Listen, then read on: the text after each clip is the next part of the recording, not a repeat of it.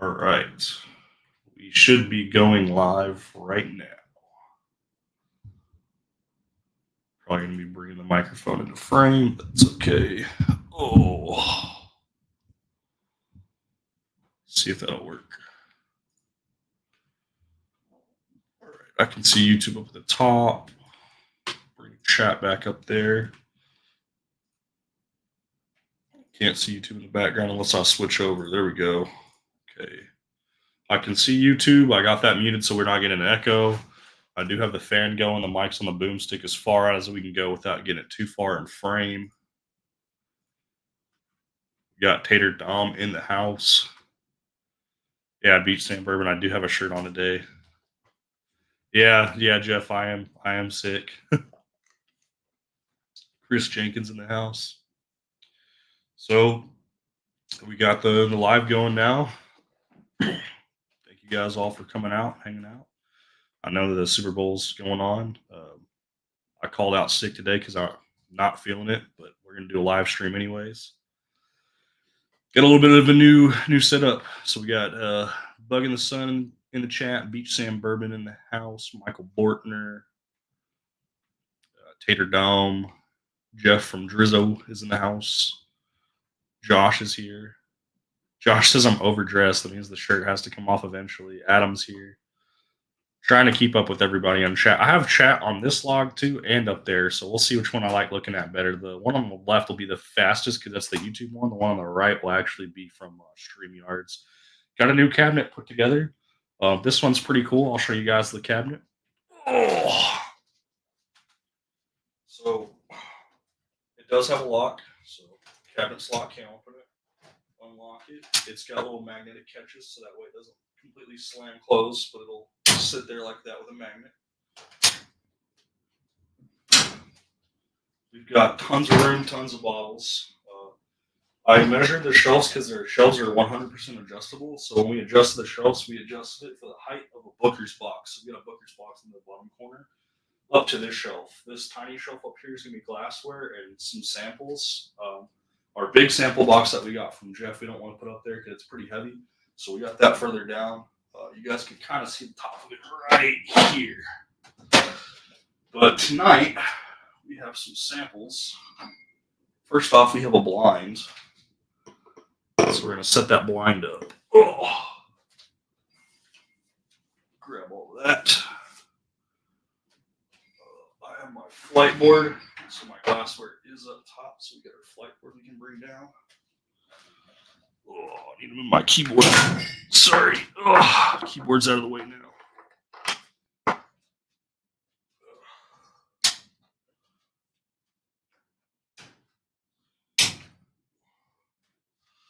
Our blind flight will also be samples. Oh my goodness. Grab my rolly chair so I can throw my keyboard over there. I'll only type if I need to. All right. Let's see who all else is in chat here. Hey, Brett showed up. Brett, I sent you my link for my Venmo. I'll get you taken care of, and we'll get that out to you tomorrow, sir. Good to have you in the chat. Chris Jenkins is still here saying cheers to everybody. Adam says love the cabinet. Need to open the cabinet so we can see. Yeah, I'll try to see if I can leave it open. I got to put something in front of the door because it won't stay open otherwise. Got this case of beer I can set in front of the door. This side should stay open. The other side won't, though. Leave the cabinet open like that. Oh, good idea, Adam. Oh. I just realized that Mr. Bug in the Sun is not a moderator. So now he is a managing moderator. If he can moderate my Discord, he should be able to moderate my YouTube. Captain Obama's in the house. Captain Obama shows up quite a bit too. Make him a moderator. We got to make all you guys tools. Every one of you gets a wrench. You get a wrench. You get a wrench. And you get a wrench. Whew. Okay, let's see what we got going on. I can highlight comments. I forgot I need to be able to do that too. All right, so let's start off with this note.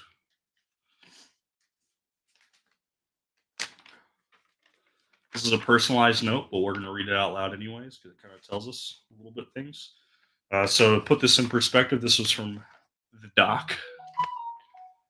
Doc Martinez is in the house. Oh, we got Adam texting us. Yeah, leaving the cabinet open for the weird lighting. I was trying to play with that, Adam. I have a floor or a ceiling lamp that's pointed upwards, and that lamp was giving it a glare, even though it's pointed away from it. So that's a good idea. I'll keep that away for lighting purposes. Ugh. Captain Obama said he's enjoying these old Forster single barrel samples. Yeah, those single barrels, man. You only see one of them in frame. There's the 100 proof, and then the 90 proof's actually right beside him, just out of frame. Let me see if I can get that in frame. Actually,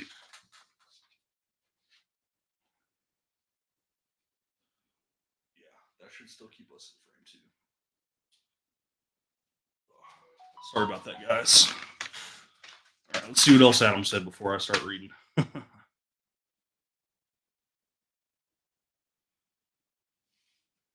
Adam said I'm the worst. These are show notes, not for muggles. He doesn't want me reading them out, but I think it's hilarious because he brings up a good point.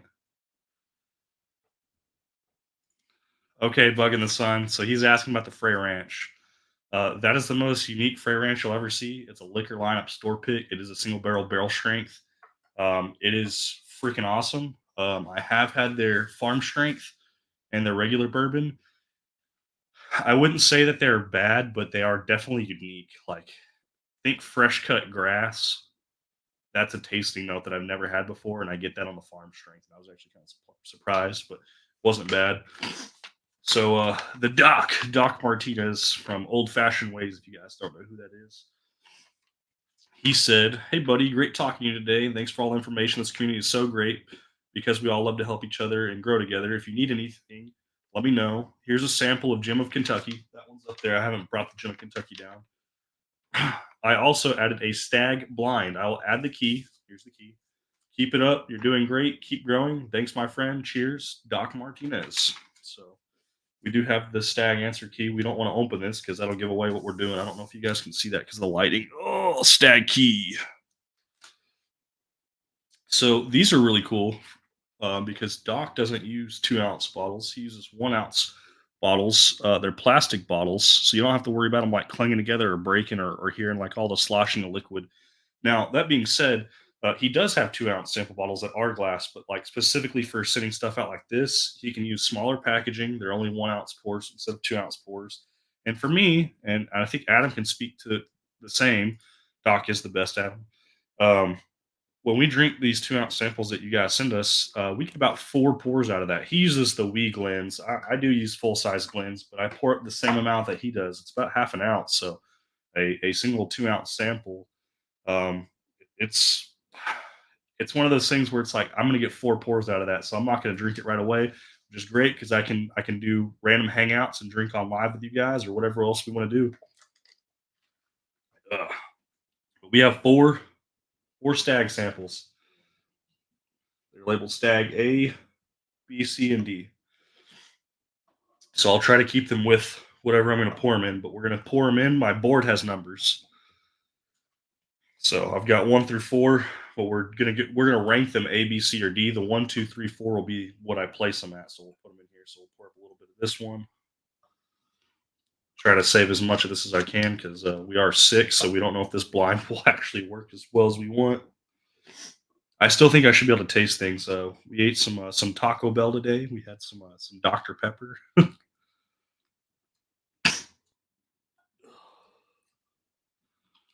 You know, the best thing you can have when you're sick, your first and only meal can be Taco Bell to help cleanse the bowels.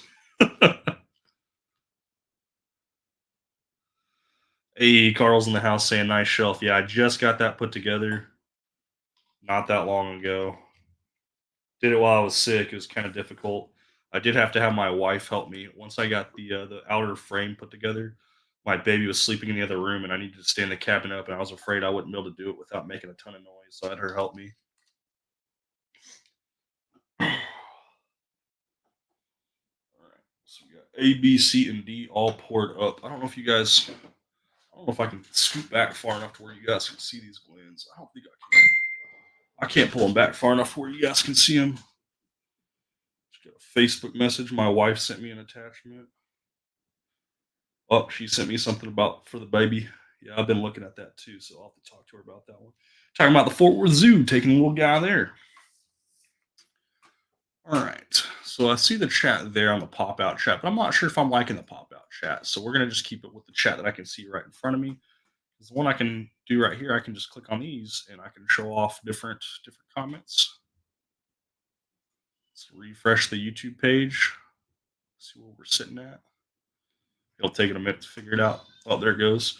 We got 6 likes, 10 people watching. I know this is Super Bowl Sunday. It was also last minute. We normally don't go live on Sundays. Kind of weird, but I call out 6, so we're gonna do a sick live stream. Yes, sir. Hashtag nice rack. All right, let's get into this. So we'll set that note to the side. We'll set the key to the side because we don't need it. So it's a stag blind, so it could be any stag. I'm guessing different batches. Be funny if you threw us off and put a George T stag in here. Taylor, it needs to be on the RJ Fed T-shirt. Hashtag nice rack. I do have a T-shirt that Wade from Bourbon Hall is sending me, so I'm excited to get that and see how that's going to work out.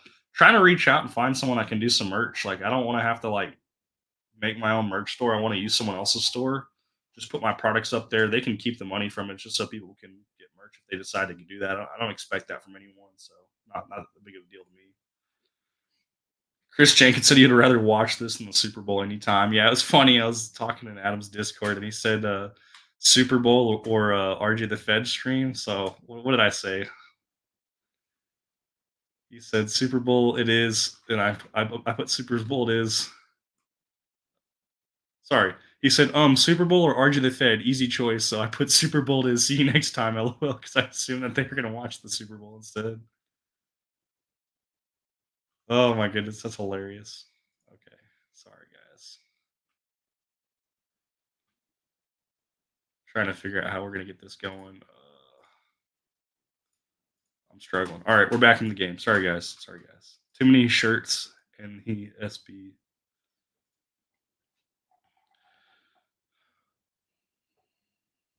Smells like stag. I got to be getting something right, right? It's a stag blind. It's got to smell like stag. Swifty Bowl anyway. All they show is her. I saw a meme, and I don't want to get too political, but I did think it was funny. But they said that Taylor Swift was endorsing Joe Biden, and someone said, "I'm not surprised. She's always singing songs about choosing the wrong man."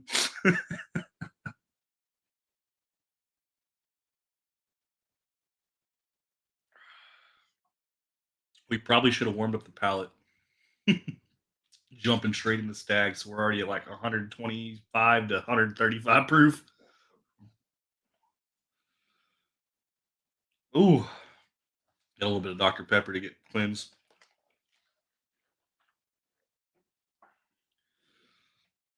I can safely say that I don't believe that I've ever had Stag A. Whatever sample of Stag A is, I can say wholeheartedly I don't think I've ever had that one. That flavor is very off profile from what I'm used to. How's the audio, guys? That I should have started with that too. Is the audio good? It sounds like everybody's responding as we go. I mean, Beach Sand Bourbon said 110% to my funny joke that I said from someone else. Might not have been appropriate to say, but we said it anyways because no filter.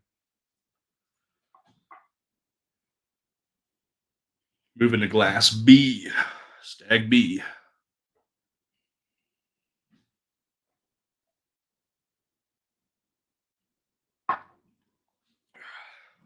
B is much more enjoyable. It's a little bit sweeter. Still got a decent amount of oak on it. Bug in the Sun. What's what's the go-to Taco Bell order? Well, the go-to is normally a cravings box, but we were looking on the app today, or I should say DoorDash app, not the Taco Bell app.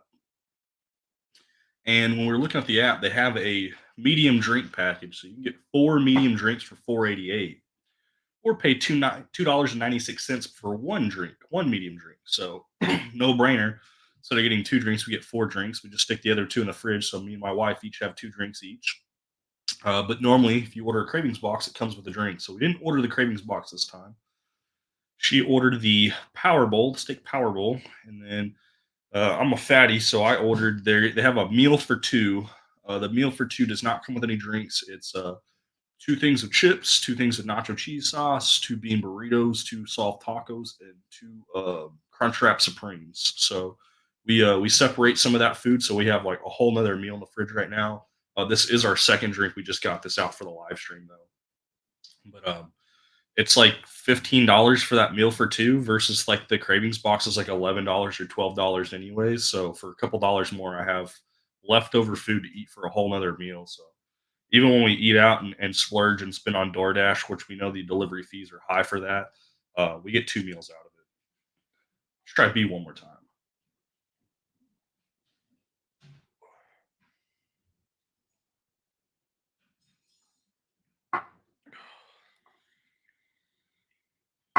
So we're already going to change the order.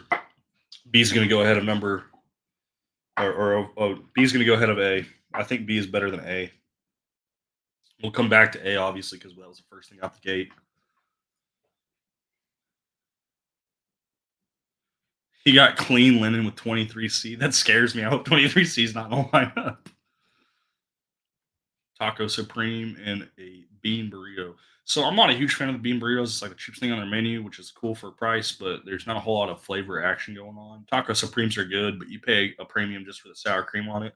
So if I do get something like that, it's got to be like one of those combination ones. Bourbon Jamaican says, let's see, I did some work on that 1924. Yeah, we'll turn that. That was not all us. So we did a 1924 Old Forester giveaway, like a whole bottle of it. So we had 2 bottles, and that was my personal bottle that was open. And during that stream, we gave away a 2 ounce sample with an Eagle Rare. We gave out another 2 ounce sample, so up to 4 ounces with the second Eagle Rare. We had 2 more sample packs for another 4 ounces. And then we've done some giveaways since then and given away even more. So if I had to guess, at least 18 ounces of that Old Forester 1924 have been given away. I've only had like 2 pours or 3 pours from it. So we gave an entire bottle away. Mark Gale won that giveaway. And then the rest of that's pretty much been sampled out to other subscribers. Because I mean, for $115, which is what I paid for the second bottle, the one I gave away, and 130 bit for this bad boy, hard pressed, I'm gonna say it's not worth it. Not worth it. Not for the price. I mean, it's 100 proof. If it was higher proof, maybe. Chris just plugged in the channel for the Bourbon Jamaican. So if you guys haven't checked him out, go check out that link. Chris is doing the Lord's work. Make sure we support our local content creators. Make sure they get them out. Chris, we do need to update your list though. Victor, he showed me how you can put on the ends question mark and then like basically like not subscribed something. I'll send you the information later, Chris. But essentially, if you post the link, if they click on that link, it'll take them to the page still, but when it takes them to the YouTube page of the content creator, it'll ask, "Are you subbed? Yes or no?" Or do you want to subscribe? Yes or no. If they're already subscribed, it just takes it to the page like it's normal. But if they're not subscribed, it'll ask them yes or no, and they have to answer that question if they want to view that channel, which is more inclined for people to click yes just to see what the channel is, which can help get people more subscribers. If you scroll up earlier, Chris, I did post. I think I still have it copied and pasted. Let me see if I can just do it again. Post it like this, where it's going to be a question mark sub underscore confirmation equals 1, and it's going to ask somebody if they're subscribed to Beach Sand Bourbon, if they want to, yes or no, as a mandatory answer for them to click on.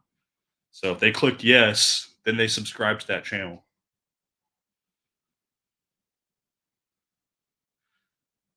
Bug in the Sun said he was able to click yes. So yeah. So if you post it like that with the question mark at the end, Chris, anybody who clicks on any subscriber's profile will be able to sub to them like that too.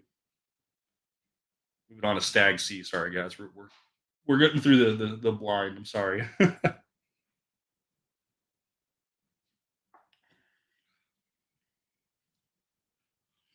This one might be the lightest proof. I think C might be the lightest proof, but it tastes a little bitter. What was that? What was that thing that Adam said earlier? Adam said it earlier. Where did he say it? I got clean linen with 23C. I don't know if he put 23C in Glass C, but that might be just what I'm tasting. Like I said, we're 6. So we're not 100% sure, but we're going to leave C where it's at. I think we're going to leave it in third right now. Beach Sand Bourbon just subscribed to the Bourbon Jamaican. Obviously, Bug and the Sun gave Beach Sand Bourbon a subscribe. Earlier, Beach Sand Bourbon said he was like at 297, so he's almost at 300 subs. I think that's what I read. I'll have to double check. And said that 2 people had unsubscribed to him and dropped them down to 295. So let's get them back up above 295. Let's get them above 297, and let's try to push them to 300. So if you guys haven't already checked them out, just click on that link that I posted, and then you guys can subscribe to them, and let's get them to 300. Subscribing costs literally nothing, guys. It's free. If you don't want to have your entire YouTube feed full of nothing but bourbon-related stuff, you can turn the notification bell to off. Oh, you said down almost to 200, down to 195. So let's get him to 200. Sorry, guys. Let's get him to 200. You can turn the subscribe notification bell off. It still supports that channel. You're just like a passive subscriber, so you're not going to get notifications. You'll have to actually search for their information half the time if you want to find anything about them. All right, and then now we're moving to sample D for Stag D.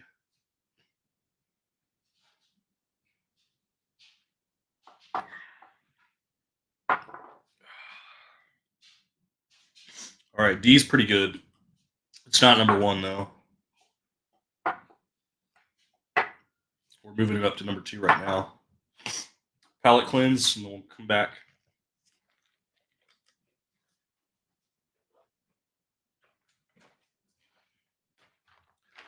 Got my jar of nuts. Some cashew halves and pieces. Salted.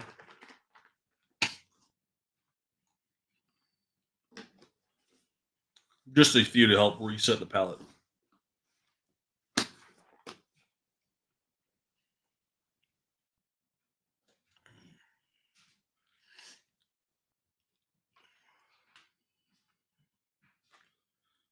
Let's see where we're sitting at for the live. Got 10 watching. You guys must not know that I'm live for the rest of the guys out there. Or they're watching the Super Bowl. This is not normal. This is last minute, so I don't expect a whole lot. But thank you guys for coming and hanging out. We do have the StreamYard pinned. I know I'm doing a blind, but you're more than welcome to come hang out. All right, so now we're going to go backwards, even though I've changed the order on some of these. And we're going to go from my least favorite back up towards my favorite from what I've ranked off that first go around and see if that's still the case. So we're going to start with C now.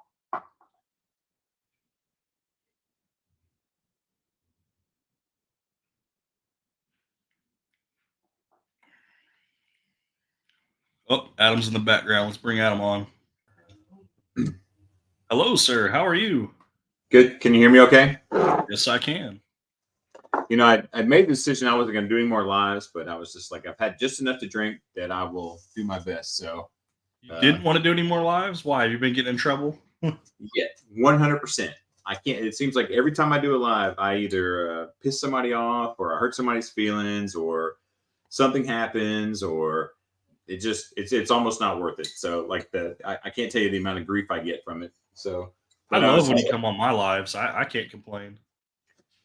I just thought it was hilarious that when I tried to reach out to you that one day, you're like, "What did I do?" And I'm like, "No, I just had a question." Nobody ever reaches out to me unless I've done something. I was just like, great. The Rolodex goes to my brain. It's like, what did I do to you, RJ? I was like, I literally bend over backwards to do whatever I can to help anybody. I think you know that, right? Like I do whatever I can. I'll say it. I'll say it on live right now. I know we don't have a whole lot of people watching, but the people who are watching, Adam is the reason why I made the YouTube channel. I wasn't going to do this on my own. Yeah, you would have got there eventually, but like I said, I can't tell you how many times I get a text message that's like, "Hey, buddy, the thing you said to somebody was a little insensitive," and I was just like, "Well, we've been drinking, and it was funny." And you laughed, and then somebody, they were making fun of me. I get made fun of all the time. Like, I get roasted in my own comments in my own channel, and I was just like, okay. I was like, I guess we're all in 8th grade, and we're all little girls, and it's whatever. So I ranked C, the Stag Sample C last, but now that I've been drinking on it after resetting the palate, It has this dark oaky taste, but it has this like cherry note that I really enjoy. So I'm gonna move it up. I think C is gonna move to the top. It went from last to top. Remember, we're sit gas, so we're trying to reset. But I'm gonna move everything else down because I'm now liking C as like a pretty dominant player in the game. That I being had said, C is a little oaky, but I think we might like that. So now we're gonna move back to Stag sample A. I had to or I had to see, and I was getting onto this one and got off the other one. Do you see my note? Like I on the 23C, I get like a real clean. I say linen. It's probably not a fair assessment, but there's like a I don't know if he sent you C, but that it's definitely I don't off know what he profile. sent me either. It's still a blind to me. Right, right. I'm just saying, but for me, the C it was so different from the rest of it. I still enjoyed it, but like there's a clean, you know, cleanliness to it that's hard to. I don't know. It's not a bad thing. It's not off putting. I think a clean linen. That's it. So I don't know. Jesus is saying, "Cheers, everybody! My goodness, the Super Bowl game is boring." So he came to say hi. it's like 10-0. So Is it? yeah, I was surprised there weren't more. When you came on, I was surprised somebody else hadn't already come on to join. So It's just funny for me because it's like I called out because I'm sick, and everyone's like, "Aren't you worried that they're gonna think that you're watching the Super Bowl?" And I'm like, if they know me, they know I'm not gonna freaking watch the Super Bowl, so they're not gonna challenge me and say, "Oh, he called out to watch the game." I could be watching the game right now if I really wanted to, guys, and I'm doing a live stream while I'm sick for the fun of it. So so who is Bug in the Sun calling handsome? Is it me or you? I think it's he's probably talking about you. me. Yeah. I don't think it's me. I think it's you probably. So No, he's talking about you. I think you probably look better without a shirt on than I do. I got more. I don't shave my chest like you do. I don't use the Nair. So I really need to send you this streamer that I like to watch. He plays a RuneScape, but he takes off his like he has like he's bald on the top, but he has it shined, and he like shoves his head in the camera, and he's like flashbang going out, and he like shoves his bald head in the camera, and it shows that's up blinding that's the whole reason I wear a hat is that shine right there. So for lighting purposes. Right now, I'm trying to worry about the glare from my cabinet. Hey, I could have got like a metal locker cabinet, but that wasn't cool. I had to get the one with the glass windows on it. So let's talk about that for a second. I think you need a little bit of backlighting. I have we bought some of this type of thing, which kind of connects to something else. It's kind of the lighting. And I'm not. You can change the lighting. You can get this stuff at like Hobby Lobby. I think you might want to put some of that behind it, just a little bit, just kind of to light. But you got to be careful because when you're on camera, some of that does like a weird, and you could probably see it. I have some of that lighting back there. It does like a weird lighting thing on there, and I've tried messing with it, changing different colors, especially in the blue. I Seems was like going to use LED strips, but I was going to put them on the front of the cabinet that shines directly onto the bottles, but it's still going to be like a backlight, so to speak. That way, hopefully, it doesn't give you like the outside blinding light. you might want to see what it looks like when you put them at the very back on the bottom, like really toward the bottom. I've really messed around with this quite a bit, and there's just your cabinet's so dark you may not have that problem. I've had a lot of trouble trying to get lighting right on there, so I've almost just about given up. We're looking at we actually did some house shopping today. We're actually looking for a new house. Well, I have a whole room right now. I'm like literally in a corner of the house. So, but yeah, lighting is difficult. But like when you have those doors shut, it does like a weird fog thing behind you on that back side. It's better. It's 100% better when it's open like that. So, Gunnar L says this isn't the Super Bowl. well, I'm going to drink some 23C since you're drinking Stag blinds. Yeah. So I do think A might be the worst one that I've had so far. I think D, because I'm on D right now, it is definitely slightly better. But D has this weird funk on it too that I'm not too sure about. I've completely finished off A, so that Glencairn of A, I've had a good sample of that. I would have to pour it more if I want to have another opinion on it.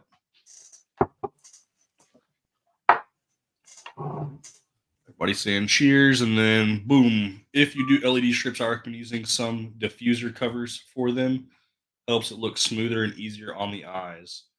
Yeah, I was thinking about because I have this fancy light right here. If I can pull it in camera, I can change this one, and then I have my other floor lamp where I can change the lighting and the colors.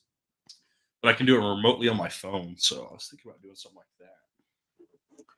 Yeah, the one I have you can do on your phone, but it's weird. We have to use a battery, and it's odd. So I'm not sure it's instead of plugging in directly. So All right, we're gonna move to B now. Back to B. That's our second place one.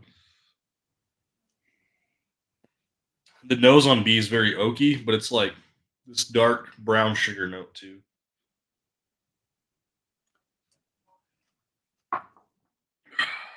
But it has this funk on it. It has a funk on it. I'm gonna drop it. All right. so let me ask you a question, and I do this. It's from my days of experience with being a YouTuber. Do you smell your Glen before you put anything in? You always test your Glens now. I test every Glen now. Like just I do it before I put anything in it because I made the mistake of pouring something that was pretty impressive into I think a tainted Glen. And you talked about it pouring 1 ounce samples. That's very. I mean, I get 4 samples out of those 2 ounce bottles, but it could be the Glen. So did you test it? Or I haven't had any issues with my Glens, but yes, I do smell them empty as well. Yeah. So I've also accidentally smelled like my soda, thinking it was like a Glen. Like I was trying to like nose it. I'm like, what the fuck am I doing? Jesus is saying thank you for the samples. So, man, I'm glad you got those. I'll be honest, man. I'm gonna say it on live so you can hear it now because this is hilarious. I was trying to do the live giveaways, like I was trying to get all those set up and sent out the next day, and I realized that I was not the one that promised you a sample. Another subscriber did, but you still sent me all your information so I could forward it to that subscriber. So when I reached out to you, I'm like, fuck it, let's send him samples too, whatever he wants. I said, instead of sending 4 of those, since you're already getting like a crazy one, I think you got the George T. Stagg sample. I'm like, I'll send you 3 other samples, so you'll still only have 4 samples total. But that was a fluke accident. But I'm like, hey, I've already reached out to him and sent my list, whatever he wants. Like, it's yours, man. So that was kind of like a funny like mess up on my part. But I still wanted to take care of you because I mean, you still check out all my videos, you comment on a lot of my stuff, and you're here during the live. So we appreciate you regardless of it being a mistake. You still want a giveaway. You just got double. You got a fancy George T sample, I believe, from Bob. I want to say that's who sent that to you. I think it was George T Stagg. Correct me if I'm wrong. But then you also got 3 samples of your pick from me, which I thought was hilarious because I'm like, man, I messed up, but like, I'll stick to it because I love giving you guys stuff. Anything in this cabinet, I'll give away. The stuff I don't want to give away is up here.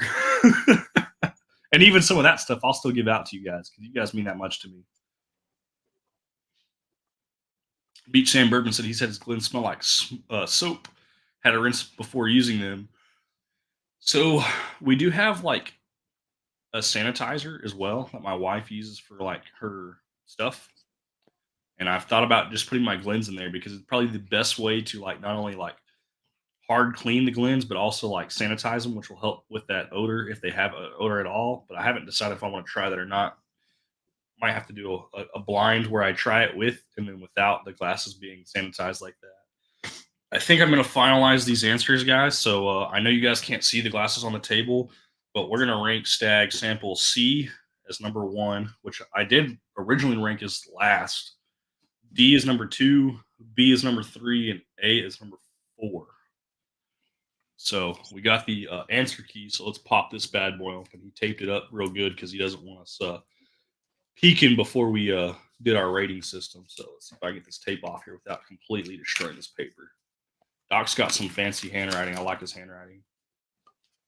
If you guys haven't heard of like the Doc from the stream from the video game, the 6 foot like 6 giant, the 2-time champ. That's who Doc Martinez reminds me of, just because of the name, the Doc. Because if you see his whiskey collection, he's kind of one of those guys where he's got a pretty crazy collection himself. Doc's gonna be one of those guys that is gonna be a super huge YouTuber someday, and we'll be like, oh, I remember when I knew Doc before, because he's got too much going on. He's got the beard, he's got the personality, his production quality is amazing. He's gonna be he's awesome. So I love Doc. So you guys are gonna love this. I'm looking at the answer key right now. So I ranked number A, or sorry, letter A as last. And you know what letter A is? GTS. My cabinet. It's a batch 18 Stagg. No. And you think I'd be disappointed because batch 18 is one of my favorites, but once I tell you the other batches that I've had, I think batch 18 being in dead last out of 4 is warranted. So third place, I put Stag batch 12 as third. That's one I've never had before. That's 12. So batch 18 last, 131 proof. Batch 12 as third, 132.3 proof. Second place, batch 15, 131.1 proof. So if you guys have had batch 12, 15, or 18, I've only had 18 before. Sorry, no, I think I have had 15 one time before from Dave Vogelsang. It might have been 17, but he tried to send me stuff I've never had before.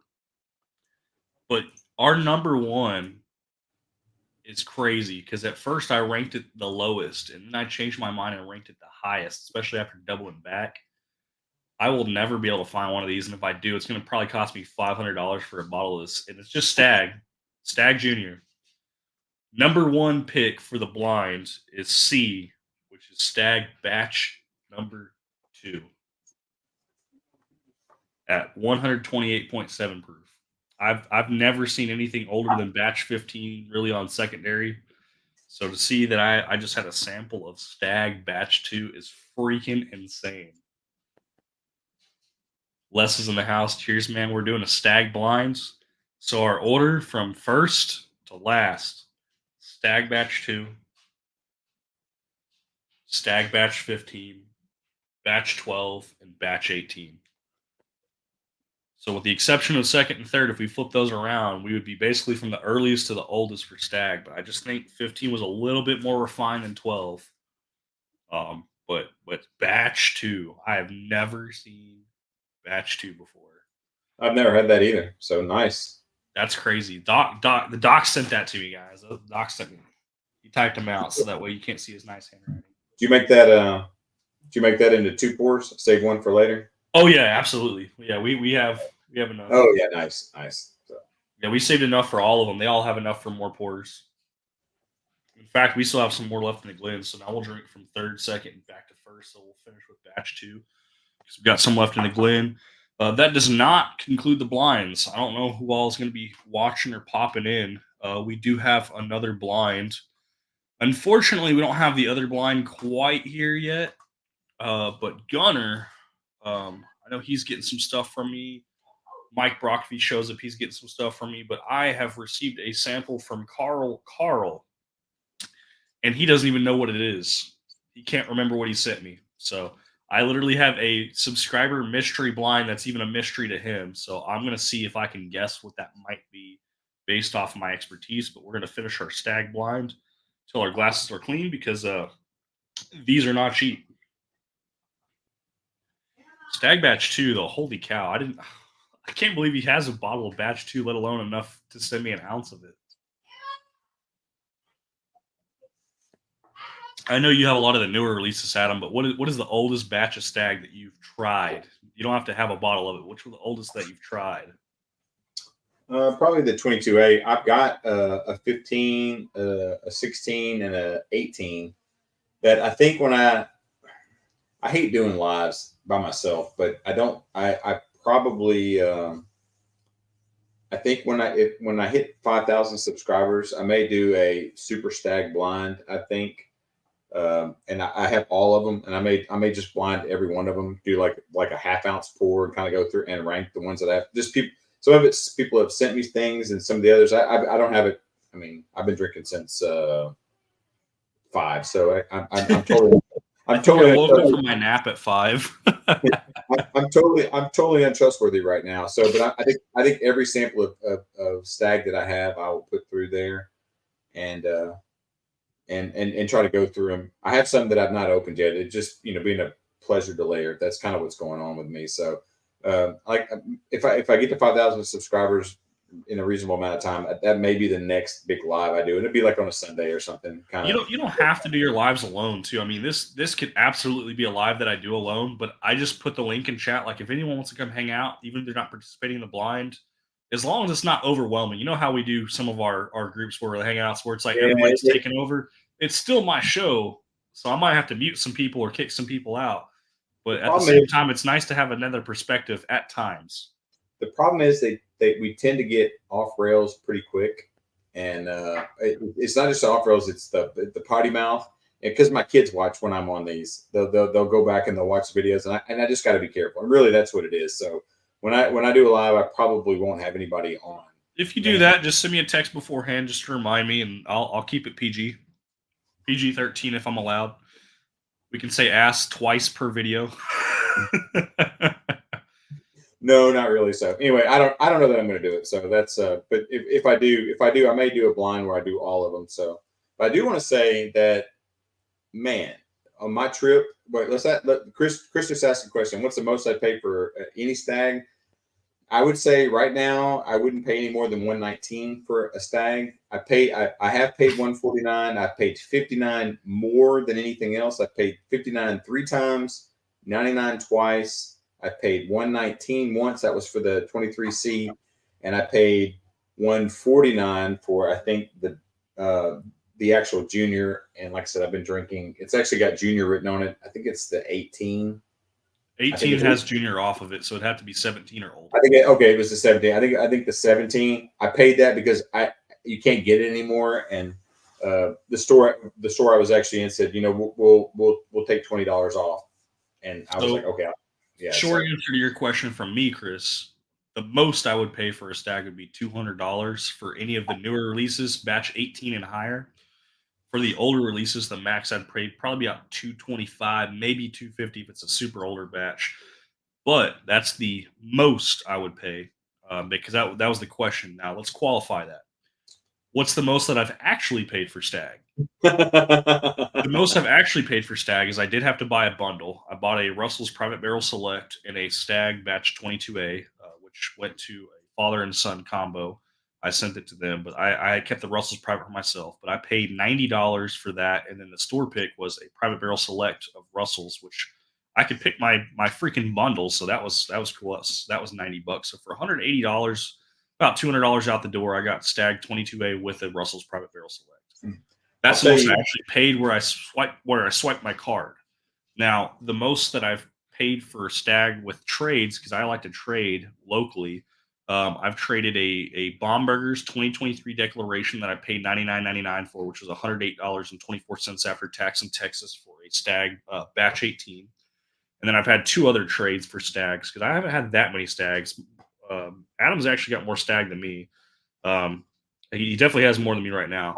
The other 2 times I've traded for stag is I was able to get the Jack Daniels, the Jack Daniels twice barreled Heritage Rye. I paid $75 at Total Wine for that first one before taxes. So I traded that one for a Stag 22A, and I got a Smoke Wagon red, white, and blue as a kicker for that. So that was a one bottle trade for 2 bottles. The second time I got another twice barreled rye from Jack Daniels, and I traded that one. I paid $90 for that bottle before taxes. I traded that one for a Stag Batch 22B. So the most I've paid overall would probably be about $100 for a bottle of Stag, but the most I would pay in cash would probably be $200. So if you're seeing them for $369, is what you said your wife found one for, that is ridiculous.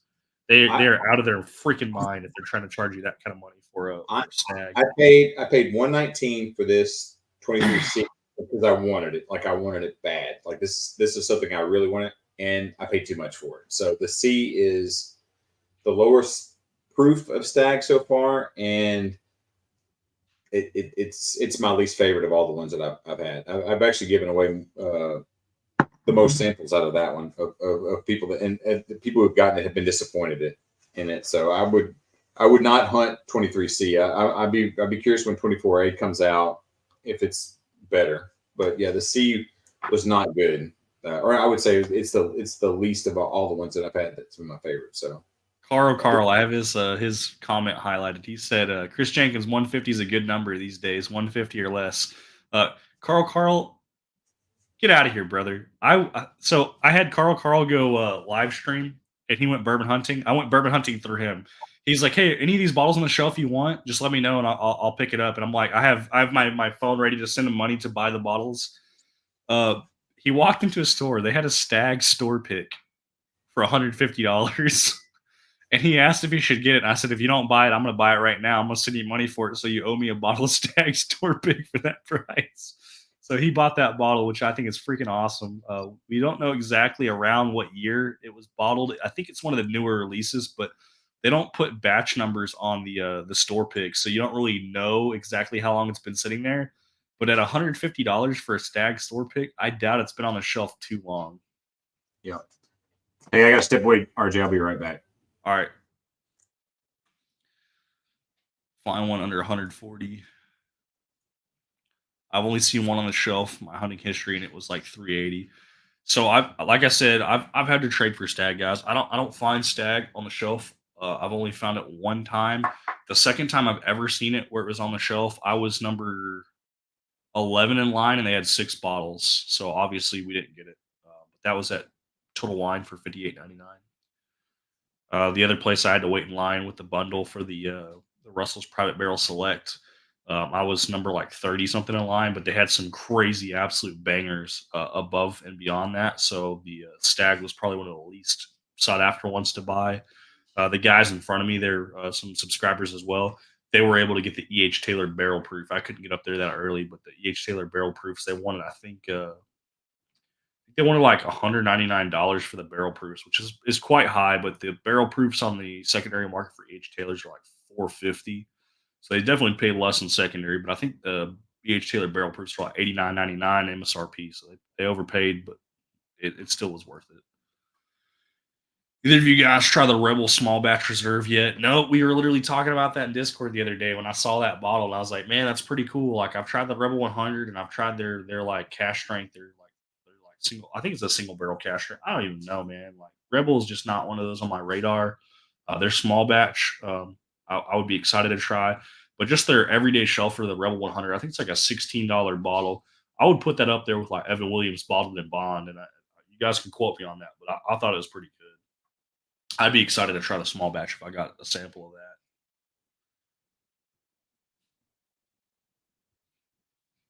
This is Stag Batch 2, by the way, that I'm drinking on now, guys. So I'm excited. This old bottle. Yep, Carl just confirmed it was $160 out the door. So I think it was like $150, and then after taxes, about $10. Exceptional job, Carl. Exceptional job, man. I'm so glad that you went bourbon hunting for us. We were able to see 3 stores. I don't see James E. Pepper down here, so I'm happy to say that I'm getting a James E. Pepper, not the normal bottle ones, guys. The Cantor series, which is super cool. They're not expensive. We just don't have them here. Buddy 81 says he sees the non-stag picks going for 200. Yeah, 200 is like that's the threshold, Jesus. That's the max I would pay is $200 for one. That being said, if you're going to pay $200 for one, let's say you decide you want to pay $200 because that's what I said the max is. Buy the desirable ones. So if I could do it all over again, I would not pay $200 for Stag 22B. However, I absolutely would pay $200 for Stag 22A, which is one of my absolute favorites. So if you get 22A for $200, I say buy it. It's a lot sweeter, a lot more smoothed out. If you buy 22B, I think it's a little too oaky. Some people use the term over oaked. Over oaked is an actual term, but it is very subjective. But for me, 22B was not it. 22A was definitely like I'll pay 200 for 22A today.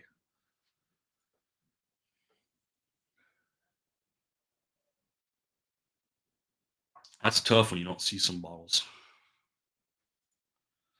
I have 2 shops in TC that have one each. One is $299, the other is $259, or $180 for myself. Whew, tough. I would have to say it depends on which batch. Some of these batches are definitely worth more than 200, but they've got to be older than batch 18. If they're older than batch 18, they have the junior on it. So batch 17 was the last junior. Batch 18 junior fell off. Batch 18 is not going to say batch 18. It's going to say 131 proof. But all the older ones before 18, the 17s and before, they're going to have junior on the bottle. The newer ones like 22A, 22 series, and 23 series, they have batch numbers now. So you can figure out what they are. You guys can always Google Stag proof point for batches, and it'll tell you what they are. Chris Jenkins says he's hoping to find some in Ohio on Tuesday. If you're going to Ohio, Chris, Grab some Weller. Grab some Weller. Weller 107. Weller 107, guys, is where I've been told. Now, it's not guaranteed on Ohio, but when you talk about the land of Weller, Ohio seems to be more prevalent to get antique 107 than anywhere else from what I've heard. I can't confirm or deny. Yeah, I agree. Everybody's like the most snotty comments that I get from my channel are generally when people are like, "Oh, I can get whatever all the time," and it's like it's always the Weller every single time. And I'm like, well, we don't get that here at all, especially, but they don't get like the CYPB or the foolproof. It's just the 107. And I think I read somewhere that they do. That's the unofficial proving grounds or testing grounds for for Weller for them. So that's where they get their stuff. That's where they test their stuff. So that's why they get it. So, Carl said he traded a 22A for a 23C for Stag. He said maybe that was bad. I mean, I haven't had 23C to say, and because it's a newer release, I could see someone doing it just to try the newer release as one of the first people to try it. But I have to say, and I haven't had 23C, but I have to say that was probably a bad trade because Stag 22A is one of my absolute favorites. But that's my personal preference. So maybe you'll like 23C. I like the 23s and the 22s better than that. But that's like me telling you I'm kissing a pretty girl, and you don't want to put it's still a pretty girl, but it's not my favorite. So Gunner's saying he's waiting for the guy to go from 180 to 150 for that Stag. If he will drop it down to 150, I think you're gonna have to buy something else along with it, man.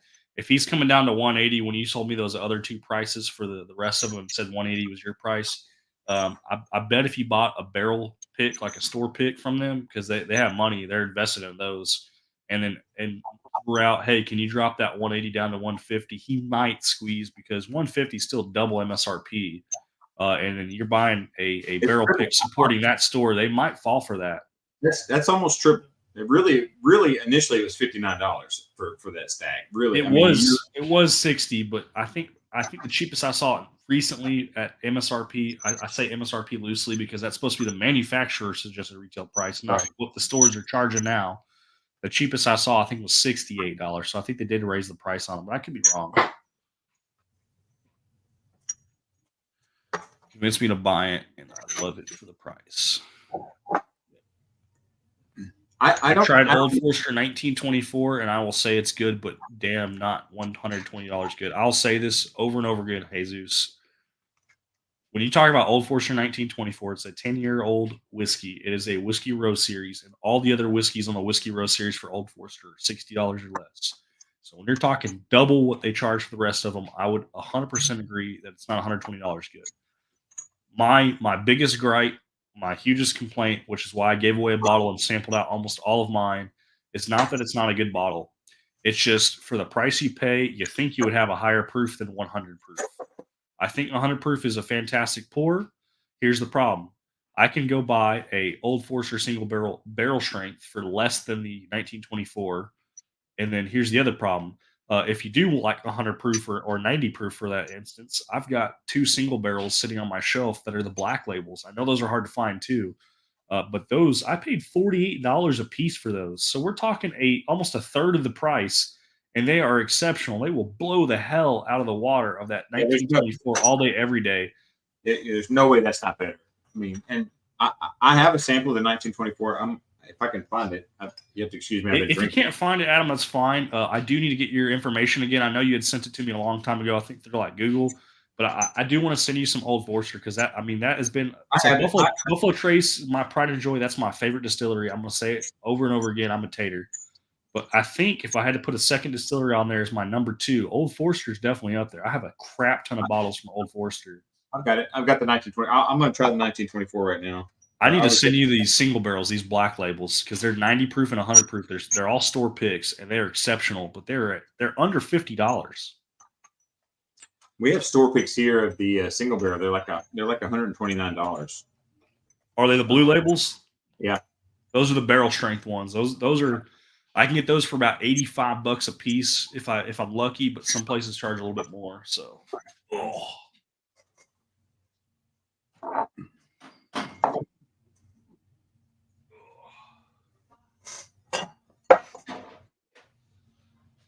quick, Carl. Now you're in chat, man. I saw you post a couple minutes ago. You should still be here, Carl. Oh, yeah, you posted recently. He had 3 unopened 22As and wanted to diversify. You could have diversified one of those my way.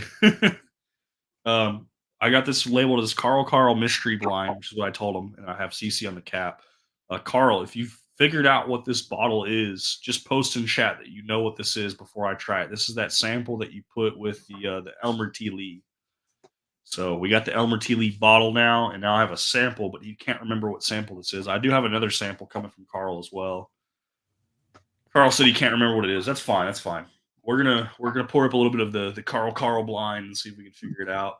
So is Carl the guy that trolls me? Is that the guy? Yeah, he trolls a lot of people though. Oh yeah. I don't think I'm special. I'm just trying to figure out which one it is. Okay. Yeah, he was an asshole to you. Yeah. My own mother told me I had a face for radio, so Carl, you'll have to do better. So just for clarity, I've got the 23B, I've got the 22A, I've got that's another the 23A, I've got the Stag Junior 128.7, which is the 17. I think so. I think that's a 17. I've got the 22A, and I've got 23C, and I've got someone sent me a stat the batch 15, which I met a guy and he gave me that, so I assume that's what it is. I have to assume. So those are what I have. So I've got that range of what I've got. So those are my stags. And then if I do a blind, I'll go and I'll pour each one of those out. I think I have enough blends. Gunner said 22B thinks he got for 180, and a 23A was 299 is what they're showing. Yeah, 299 is way too high. 22B at 180, honestly, that's the most I would pay for 22B. I know I just bashed on 22B and I said 22A superior, and I'll stand by that to this day. But understand that stag is stag, guys. If it's a stag, it's a stag. But that being said, some of them are definitely better than others, and I think 22B is a little too oaky for me. So I think that I'm holding up my bottles here. I'm tied for 23A and 22A. I think I like the A versions of all of these. So on those, so I'm really looking forward to the 24A. Hopefully, it's a high proof. It's in the high 30s. That's what I'm hoping for. So I just read Michael Bortner's comment. He said this is better than the halftime show. Well, I walked out there. My daughters were all excited because it's playing. So that they wanted me to come out there and see some of it. And I was just like, Usher's dressed like has like jewelry like my grandmother did. It's like a big brooch on his shirt. And I was just like, is he Dr. Evil? What's going on? So I don't understand that at all. So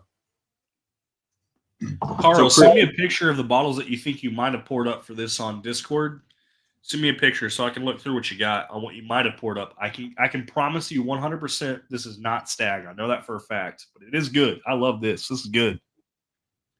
Chris, if you're doing a distillery tour, go to Preservation Distillery. I went to Old Forester. I went to Michter's. I went to Peerless. I went to Glens Creek.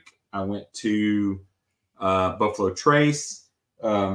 Without a doubt, the best juice. Now, the most expensive, they're not cheap at all, was Preservation. So good. Nothing I had there was not fantastic. If I didn't enjoy being married right now, I would have come home with 5 bottles. I mean, most of the bottles were 200 plus. I think I paid $159 for one of those bottles, and my brother actually picked up some of the tab because he's Mr. Moneybucks on there. But I bought I bought this Rare Perfection. Man, this bottle is amazing. They actually take this and then they age it in Canada in French oak.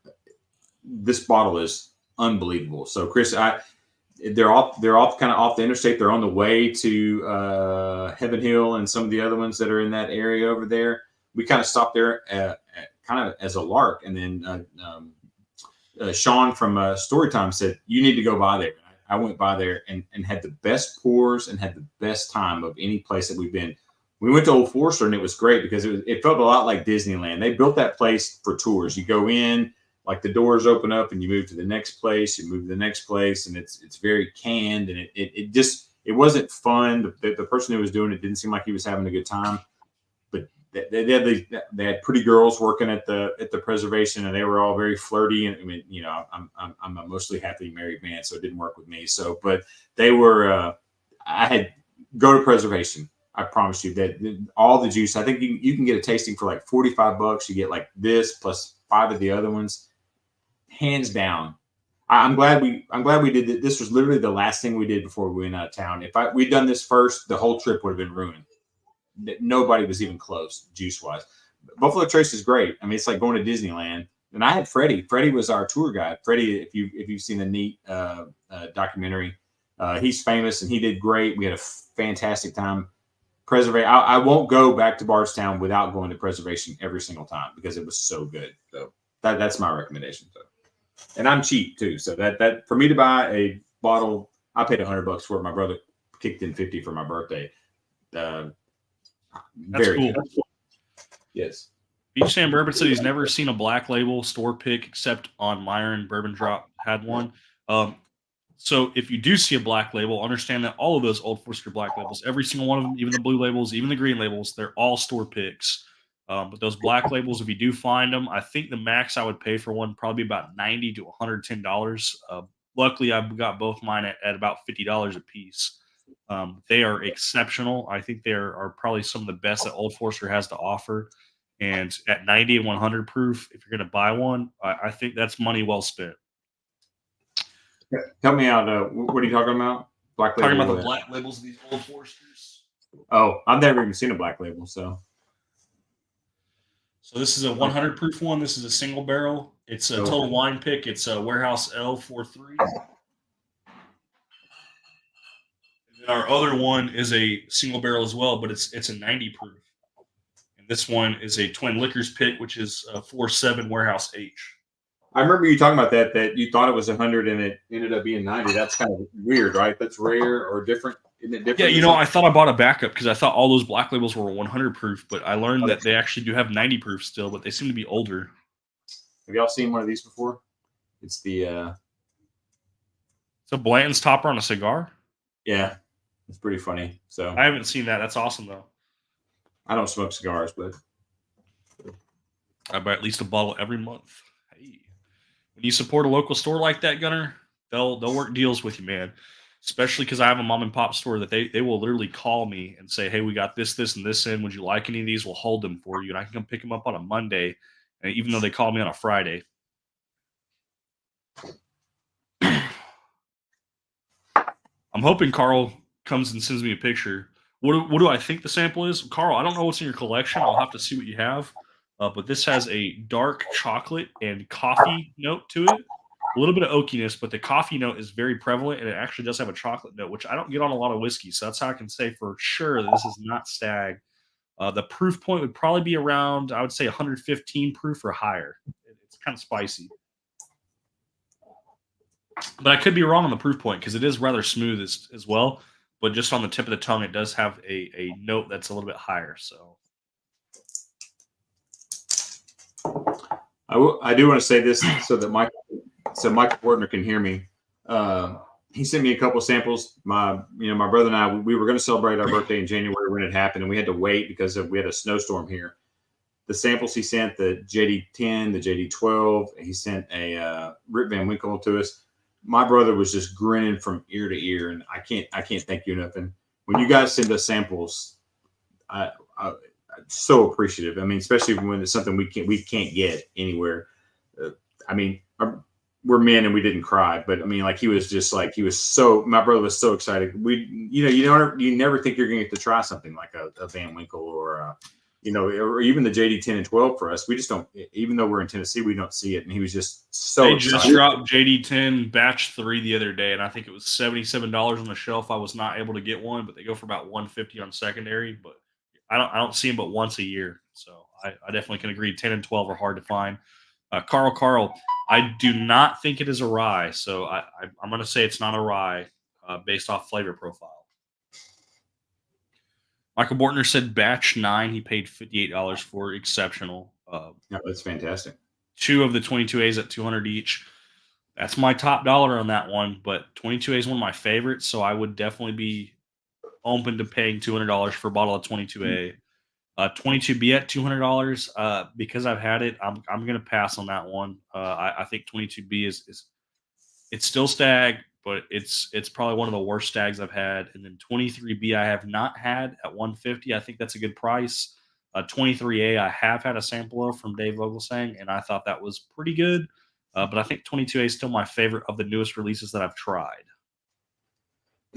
So I'm trying this Old Forester, the 1924, and I don't get banana, which I love. That's my least favorite. Spearmint's my least favorite, but when I get Old Forester, usually you have to get the proof up around higher than 100 to get it, and I'm not getting that banana at all, which is great. So Yes, Gunner, they are still doing the black labels. The Total Wine Pick black label that I picked up was actually just last year. Uh, there was 3 bottles left at $54.99. It was limit one per customer. Carl's asking what I think the sample is. I really don't know, but I know I can swear that it's not the single barrel proof rye. I know it's not that. Um, damn, I really wish I knew what it was. I know it's not a rye. Even though I'm sick, I can say it's definitely not because it's the wrong profile. It's bourbon. It's decently high proof. I would say it's got to be at least above 110 proof. I would if I had to guess. And it's got this coffee and chocolate note that I really enjoy. If you could just send me a picture of your collection or a list of your collection, send it to me on Discord, man. I can pull it up on my phone and I'll take guesses on what it might be. Beach Sand Bourbon City is a small local store that holds good bottles for me as well. Those relationships are crucial. But let me qualify that too.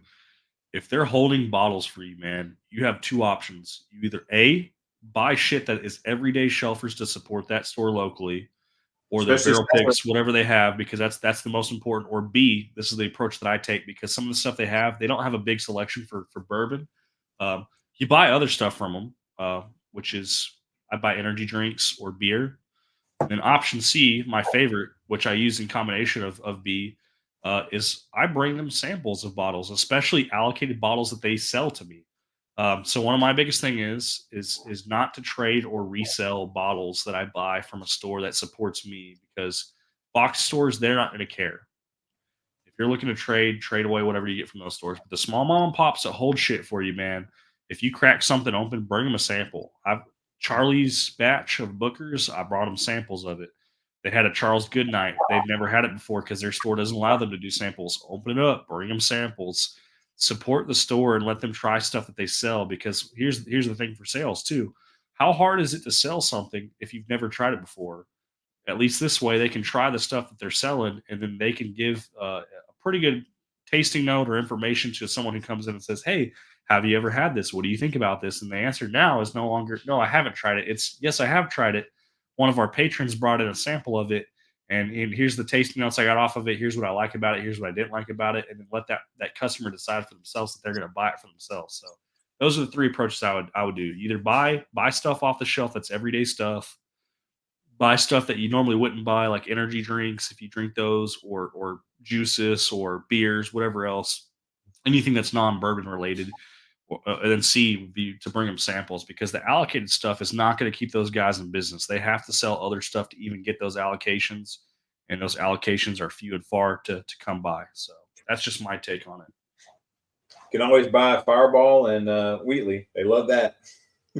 So understand, guys, if you buy Fireball and Wheatley, because Adam just brought up a good point, it used to be bottle for bottle, they would help them get allocation. It is no longer the case anymore.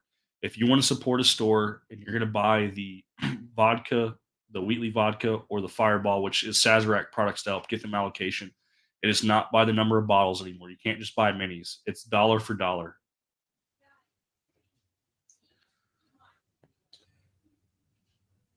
Gunner said he So doesn't want to solo it for a distillery run. I mean, I understand that none of your family wants to go. If you can just drag one person along with you, so that way, one, you can still enjoy the distillery, but you don't feel like you're a huge drag by having one person with you. Having that extra person with you allows you to buy 2 bottles from that distillery because a lot of that stuff is limit one per person. So if you can have someone go with you, anybody, it doesn't matter. I would try, man. I would try. I'll tell you, we went this week and we had two goals. We wanted to get my brother really wants a birthday blend. Like he wants 2 bottles that he talks about all the time. It's a birthday blend and the old fits. And earlier in the week, we went Thursday and Friday. We went Thursday and Friday. On Tuesday and Wednesday, there was the Old Fitz 8 was one that we could have gotten if we had been there early. They just had they had 30 of them. I've never seen one before in real life, not even in a museum. Well, it was distillery. It was distillery release. They were there, and then we missed eight.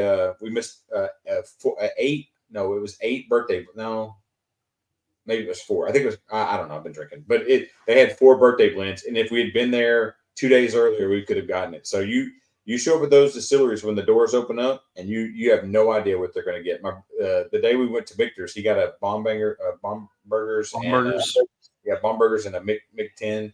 And we got this. Victor's 10 is a home run hitter too. I tried a sample from Dave Vogelsang, even though it's like 96 proof. It is freaking exceptional. I got those Elijah Craig barrels. Those are so cool. Yep, I got those.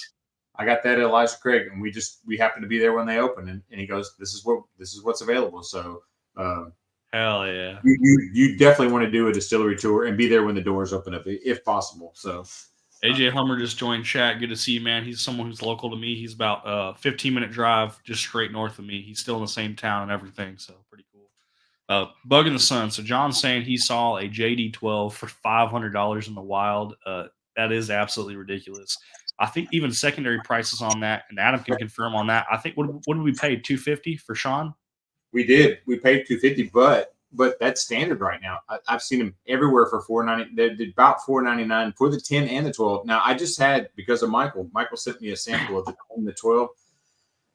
I wouldn't take the 10 unless it was MSRP, maybe. But man, the 12 was so much. I was so surprised at the difference between the 10 and the 12. Like whatever happened in those 2 years, I obviously would not pay $4.99, but I would pay extra for the 12. The 12. We don't have a big following right now on who's watching the live stream, so I'm gonna disclose some information on what we did last Christmas, guys.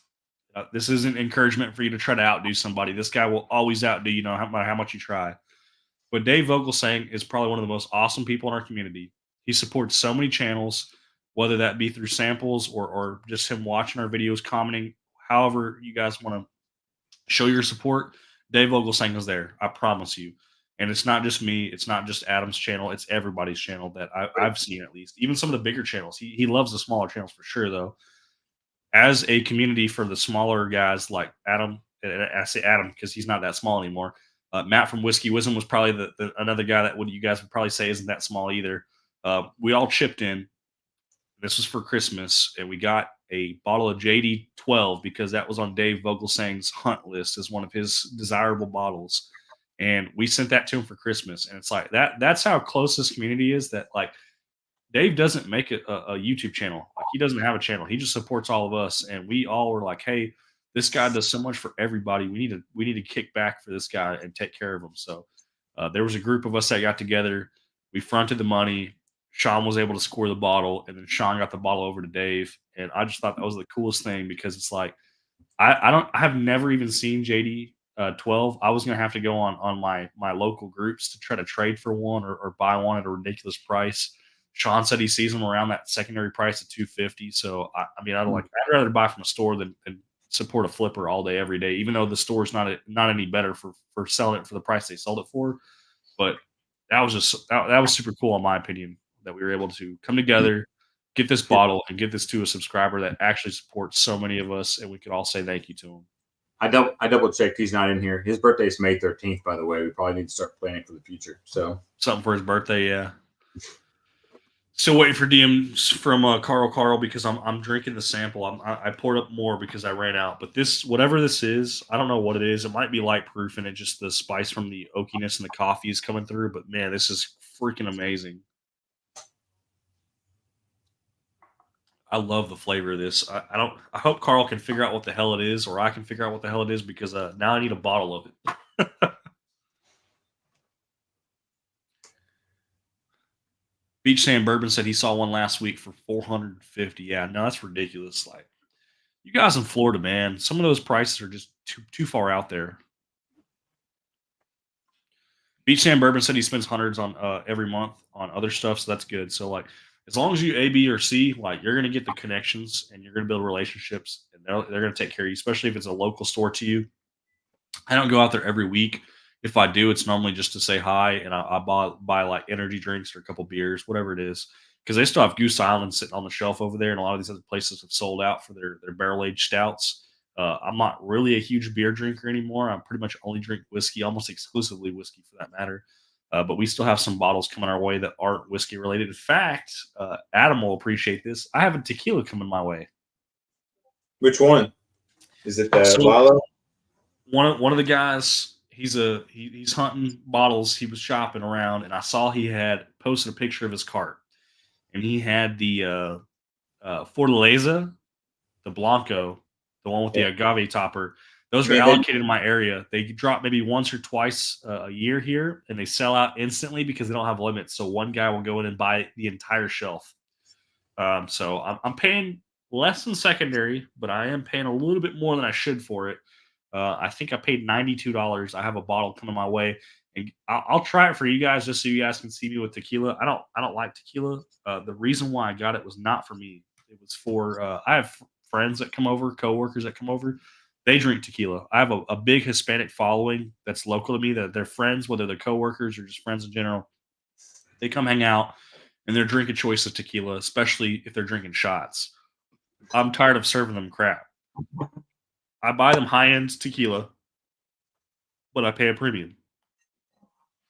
So I paid $50 for this bottle, this Lalo. It's by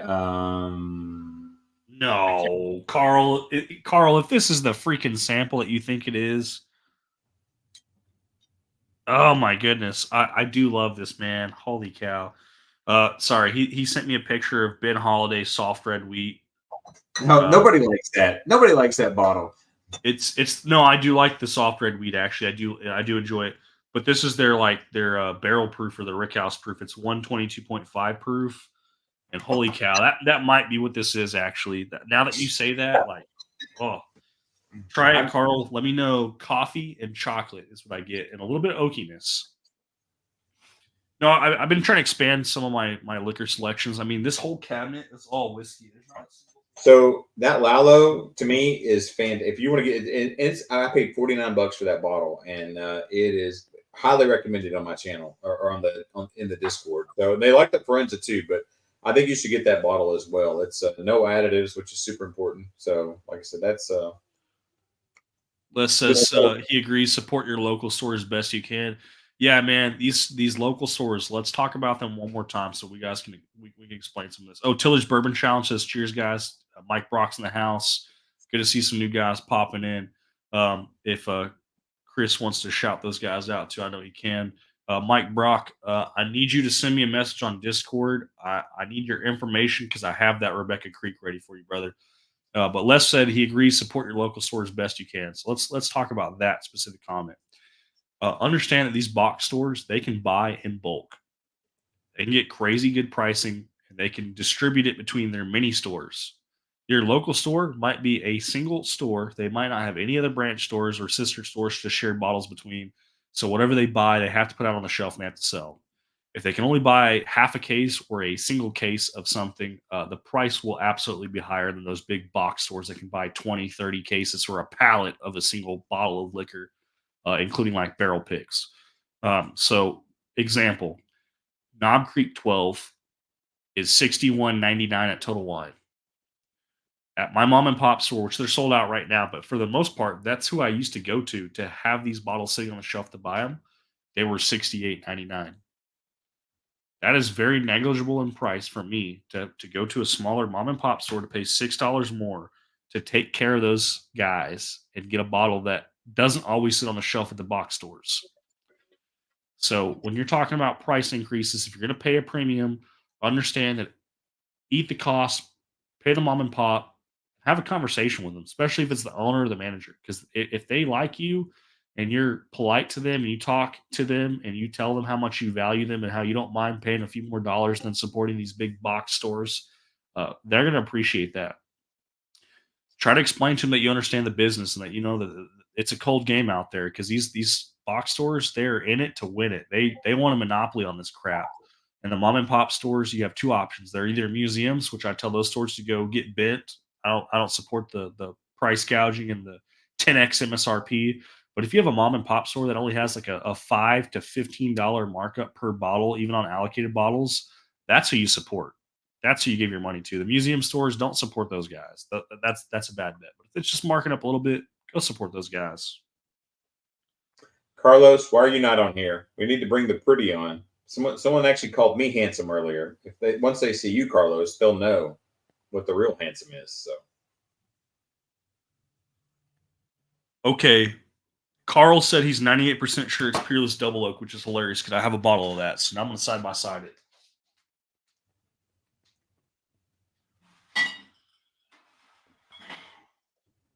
we went at Peerless to go to get that bottle, and I think at the distillery it was $150, and we didn't get it. So like, For yeah, the Peerless Double Oak Bourbon, at the distillery, we walked like a mile from Victor's to go get that when we were there. And my brother was so excited; he wanted that bottle so bad, and they wanted $150 for that bottle at the distillery. We just I walked out. think I can get this to you for under $100 bill. I think for about $97, I can have this at your doorstep. I think he already got one, so I'll double check with him. But yeah, we went down there specifically. We were hoping to get the Woodford Double Oak because my brother's a big Woodford guy. He likes the oak. That's his jam. And so we thought, oh, we'll get the Peerless when they open. And we walked in the door, and they were like, yeah, it's $150 for like hard pass. So Carl said he's 98% sure it's Peerless Double Oak, but maybe if it is, we have very different Peerless Double Oaks because these do not taste the same. Night and day, different bottle.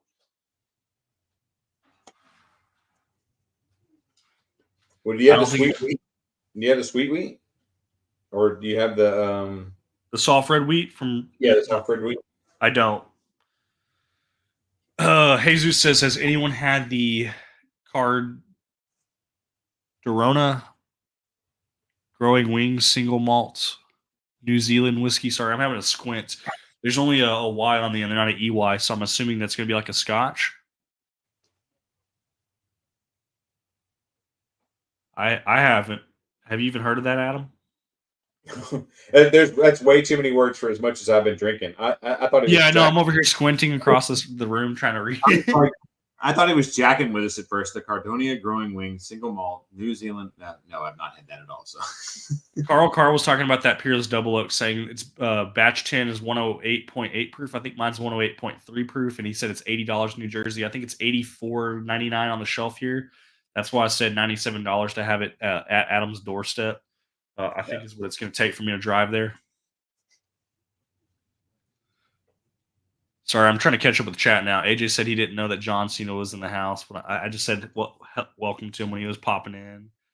On my short video I posted today, I was holding a $550 bottle of Old Fitz 8.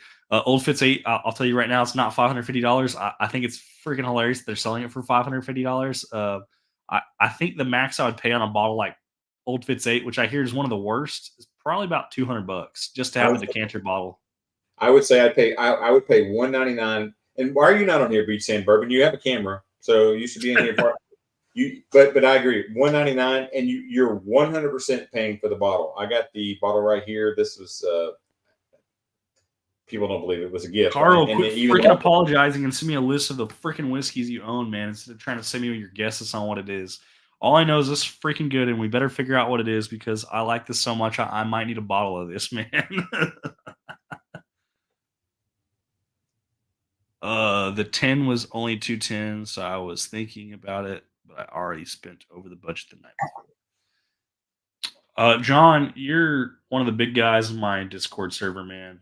Speaking of that, Adam, I do have a Discord server now. I still send people your way, but popular from the subscribers, they wanted my Discord, so we've slowly started building it out. And Bug and the Sun's one of my moderators, so we got a few things there. I was going to ask you if you want to be a moderator help, if you need help supporting yourself to get a bottle, man, just send me the message, John, and if I have the funds available, I'll send them over to you, and we'll work something out on the sidelines. I don't want you to miss out on a bottle because of the cash. If it's a cool bottle, especially something that I want, let's work it out, and if anything, what we'll do, we'll talk about that offline. But if it's something I want, especially like an Old Fitz 10, it's a decanter bottle. We'll work something out, and I'll front the funds. That's something else Dave wants, by the way. Oh no, I'm very well aware. I've because that's I mean that's a cool bottle. If I could just find one on eBay or Facebook Marketplace for an empty one, I would just buy the decanter just to use for myself.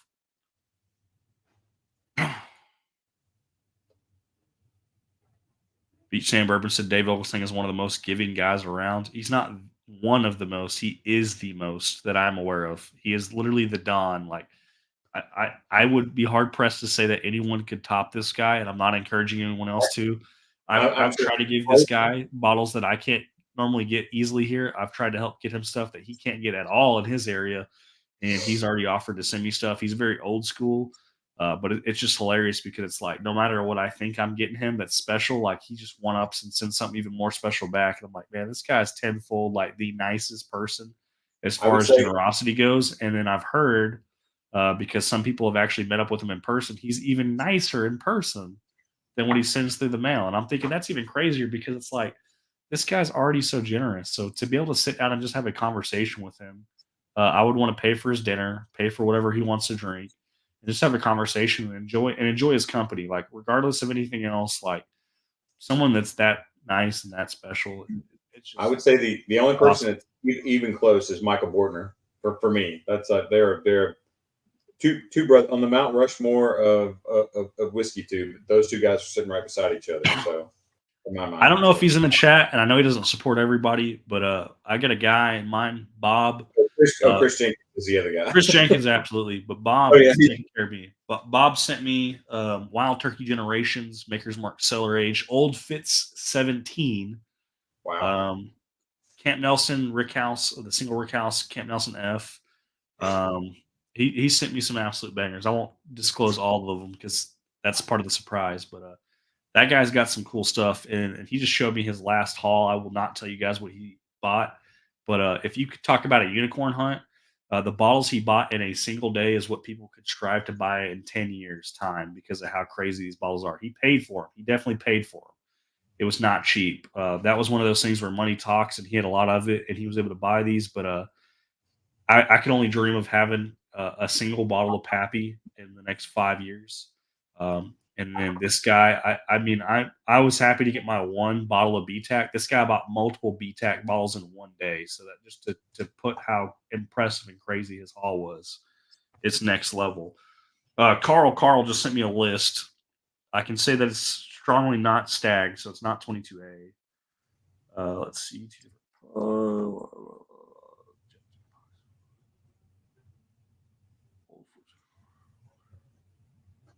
That's everything he has open. So if that's everything you have open, I would be hard pressed to say that this is probably that Ben Holiday.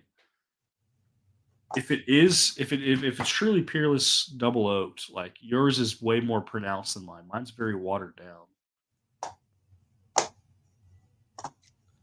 He sent me a whole list, and if I had to guess off this list, it's probably the Ben Holiday Rickhouse proof. I don't think it's the Peerless Double Oak. I'm going to say that now, based off the one I just had. I wish Carl would have labeled it.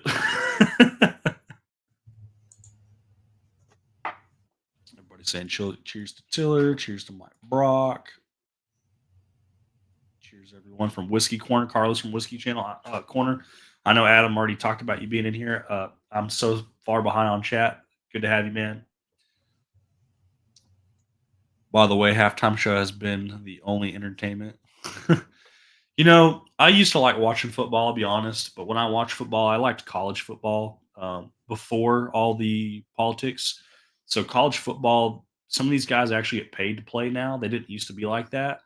And I think that's why I liked college ball the most because they weren't paid. So, these guys had to perform to an exceptional level to try to get sponsored to get those huge $1 million contracts. And you saw some crap that you would never see in the pros because these guys are trying everything in their power to go pro. And now they're getting paid with the licensing. So because of that, football's kind of fallen out of favor.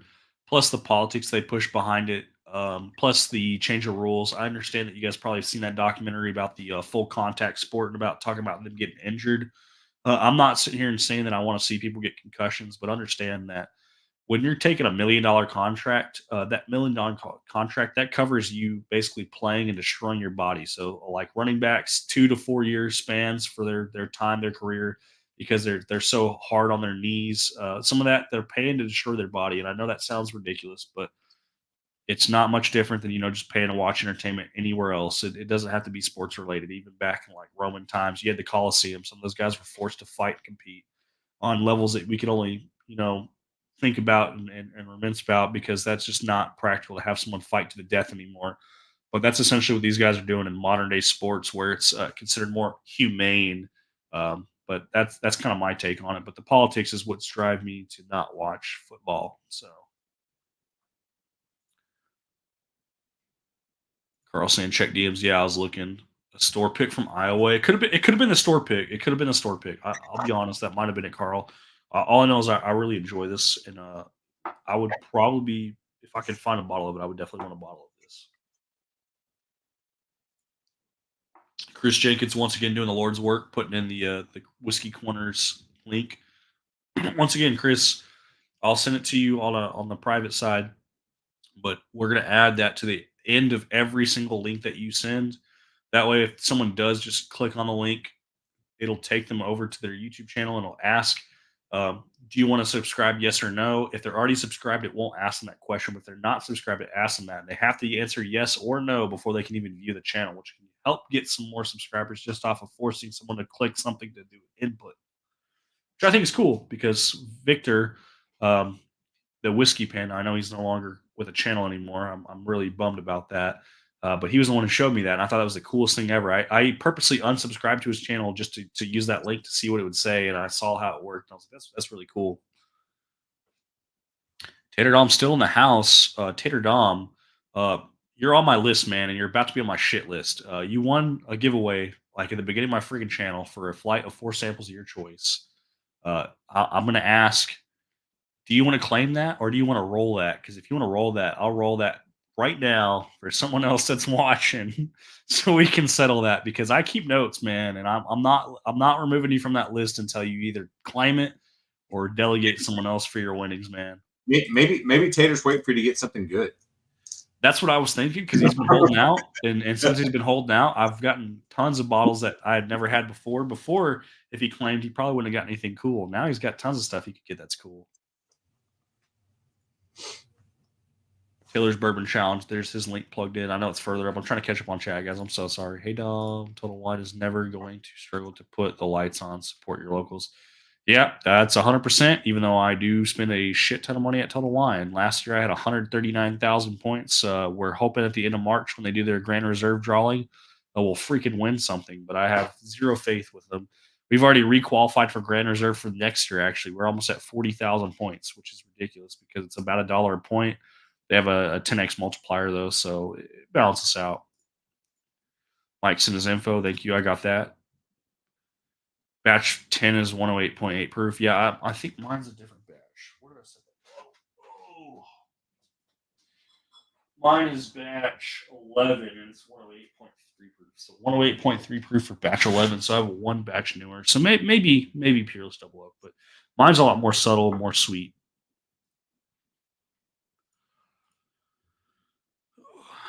You got that taken care of, man. I can He's talking about the pretty.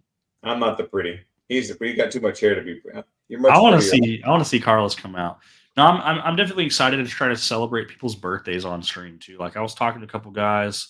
The day I was gonna try to do a blind with somebody, it's actually his legit birthday is the date that I was trying to pick. So I'm like, okay, we'll pick a different day.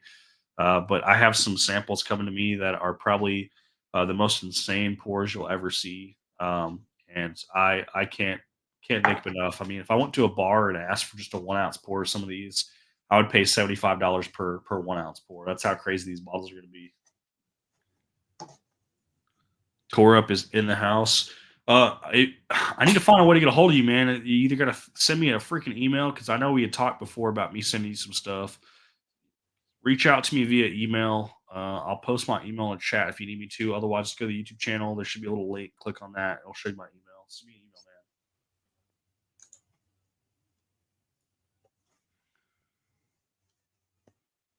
He's supposed to be grounded this weekend. Peach Sam Bourbon's grounded. Make her a dinner, make her a drink, and make her sleepy. So hey, I do want to say real quick here. I bought this Shanky's Whip. It's made in Ireland. It's 60 proof. This stuff tastes like vanilla Dr. Pepper. If you see this, buy this. We've been putting this over ice cream. It is freaking amazing. My wife. I do like Dr. Pepper. My wife hates bourbon, right? Yeah, just Scott. She hates all of it, right? She likes like strawberry margaritas and that kind of thing. But I put this over here, and she's like, oh yeah, and I'm pretty sure it's 60 proof.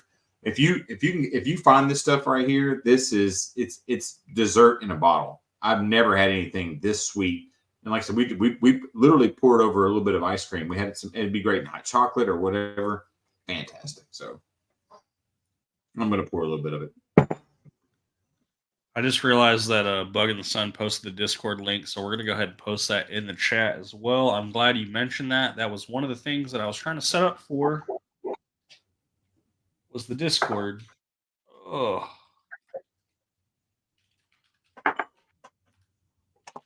Discord link, exclamation point, and then save. All right.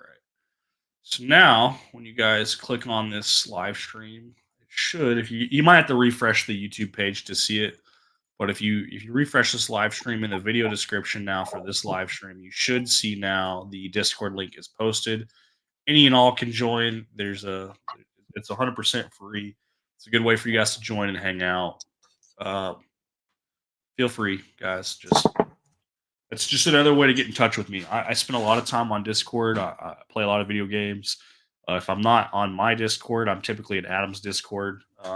I've slowly fallen out of favor of Adam's Discord because the hashtag Dallas chat hasn't been booming.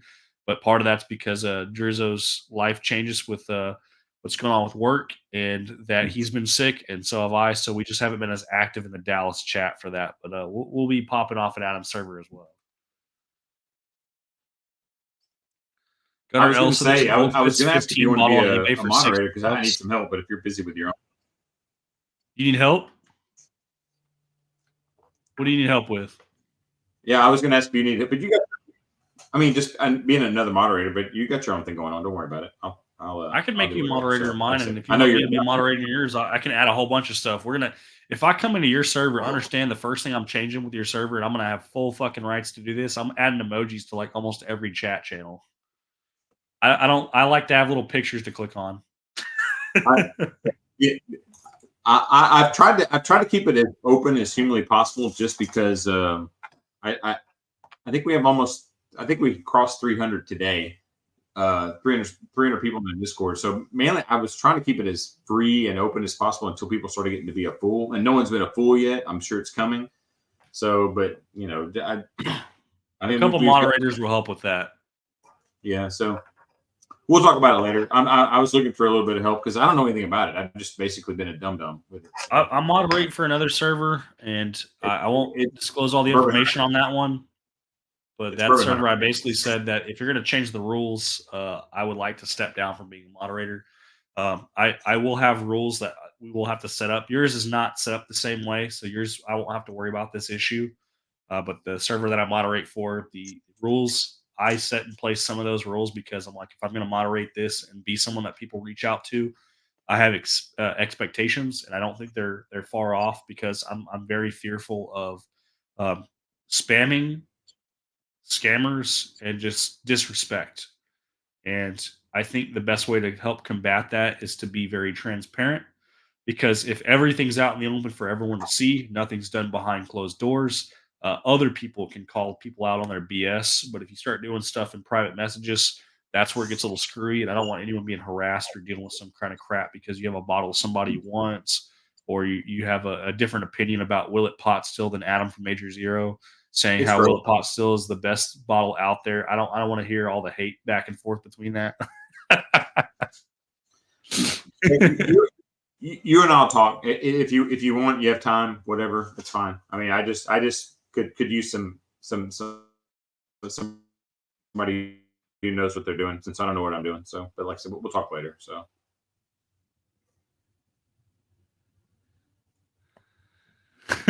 It is not rich in reserve. I can promise you the sample's not rich in reserves. That bottle I did not finish off that Rusty recommended. I actually gave that to my mom because she said that's what they used to drink when they were up in in the countryside because she used to grow up on and was raised on a ranch and that's what they used to drink. So like when you talk about drinking cheap whiskey, like Rich and Rare Reserve was definitely one of those cheap whiskeys, and it was probably like the lowest that you'd ever spend on a bottle.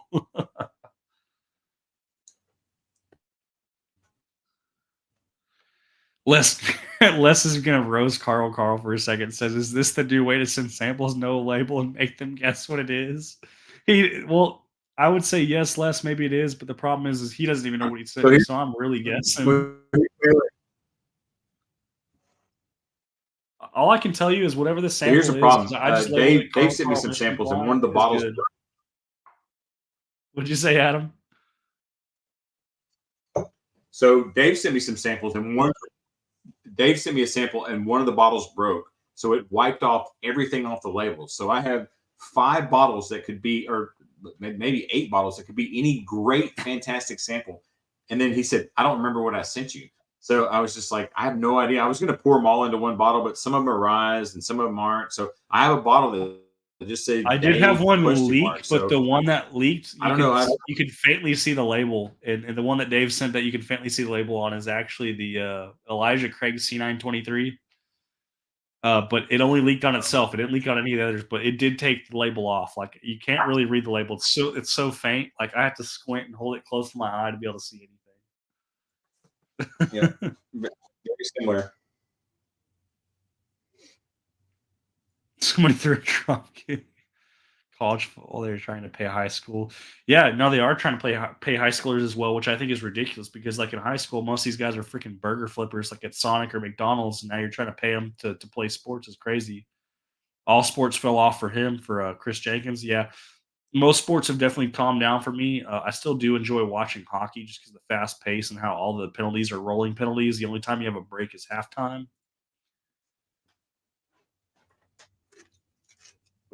Les says he'll take the win from Tater Dom if Tater Dom wants to actually pass judgment on who takes the win.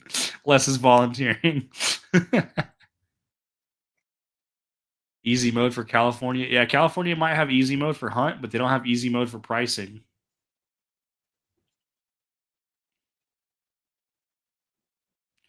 It's good, you guys. Tell my wife I don't spend 10%.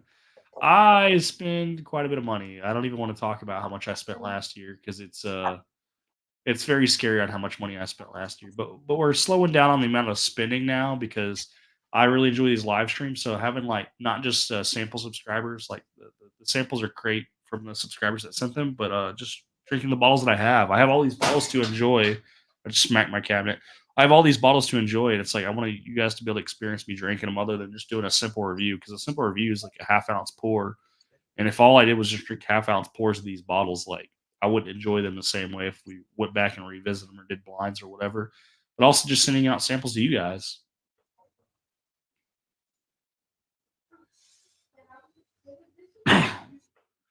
So Carl got tagged from Bug of the Sun saying, "I can't wait to move this summer and find BTAC for $50 over SRP." Um, yeah, that's almost what happened to me. My Thomas H. Haney, the new MSRP on those, by the way, for the new BTACs, the 23s, is 150. I paid 189.99, so I paid less than $50 over the new MSRP for mine. After out the door, I paid about $50 more, and I was freaking excited. See Legends BH met up with today. You see the Legend Bourbon Hunter met up with today. I did not see who Bourbon Hunter met up with today.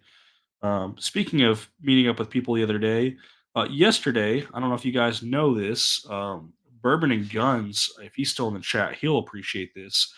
At work, I actually found and met up with Brandon Herrera. So, if you guys don't know who that is, he's a YouTuber as well, very famous YouTuber for the gun tube community. he is known as the AK guy, and he's currently working on a project where he is building a 50 caliber AK. And that guy came through my work, and I was able to say hi to him as he's walking through. I didn't stop him or harass him. I mean, some of these guys that they might be famous, but they don't want attention drawn to themselves, especially if they're in the Pro 2A community, because we have a lot of people that their political beliefs would say that that guy shouldn't be where he's at today. But I think he's awesome, and I love him. And one of my other coworkers is a huge gun fan, and he wasn't in a position to go say hi to him. But if he was, he would have just fallen in love with him and probably got his autograph and everything. I just had to say hi.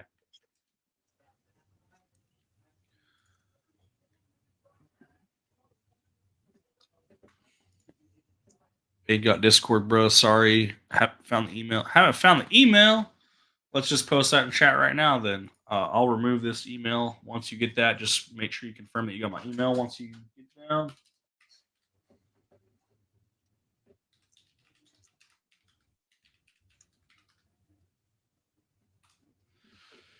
All right, man. I just posted my email address in chat. Make sure you get that typed in or written down or copied and pasted. And then once you have that, just let me know and I will remove it so no one else can see it. I don't mind the people who are watching to have it. If you guys don't already, you're fair game to have that. I just don't have that posted live to where people can watch this later on and have that. If you have it, you have it. You don't, you don't. I already get enough spam emails. This is not my only email address. I have like 5 email addresses, so I'm not too worried about it. It's funny. People ask me all the time, "Hey, put your spam or put your email in the chat," and I won't do it because I have another channel, and I learned early on you put that in the chat, and like almost instantly, it you start getting this crazy spam email. It's like whatever those crawlers are on there. I won't put my email in the chat at all. I have a few of those that pop up, and I just we request them to be marked as spam. Les wants to know what games I play. Well, I play on PC, so I play mainly Steam games. But honestly, if you have a multiplayer game you feel like playing and you want to play with somebody, just reach out to me, man. Especially if you have Discord, join the Discord, hit me up there. I'll play whatever, man. If it's free or if it's paid, if it's multiplayer, I'll play it. Can we get a Florida channel on your Discord? Bug in the Sun wants a Florida channel. Yeah. You'll have Beach Sand Bourbon there. You'll have John from Bug in the Sun, and then you'll have Carlos from Whiskey Corner. Those are 3 Florida guys right there. So Bug in the Sun, do you want just Florida or do you want where you're at? Because I have several cities. I mean, honestly, it's like whatever. If you're doing Florida, Bug in the Sun, I'm not sure exactly where you're at. I know you're in my Discord, so you can send that to me if you want to send that personal or private. But Tampa Bay area is where I have family, and I know Carlos is near Tampa Bay. So if you're near Tampa Bay, we'll put either Clearwater or Tampa Bay, Florida, something like that as the channel name, and that'll be the more specific Florida branch. That way, you're not having to deal with like Pensacola or Dustin or Jacksonville or Miami. That way, we can be a little bit more specific to where it's still drivable for you for hangouts. So my only requirement in Bug of the Sun is that I need help with that. So I have a pope. A pope evangelizes the channel and kind of gets more people into it. And I have a mayor. A mayor kind of helps you. It's like your assistant. So that's kind of like my dumb terminology. So if you want me to do it, you have to agree to be the pope. You have to get people into your channel or into the channel, and you pretty much have free reign over it. I'll let you do whatever you want to do on there. Like keep it PG. I don't want porn and other nonsense in there. So, but just tell me the city. I got corrected on where Beach Sand Bourbon is. I didn't realize he's in Michigan. I thought he was in Florida for some reason. I did too.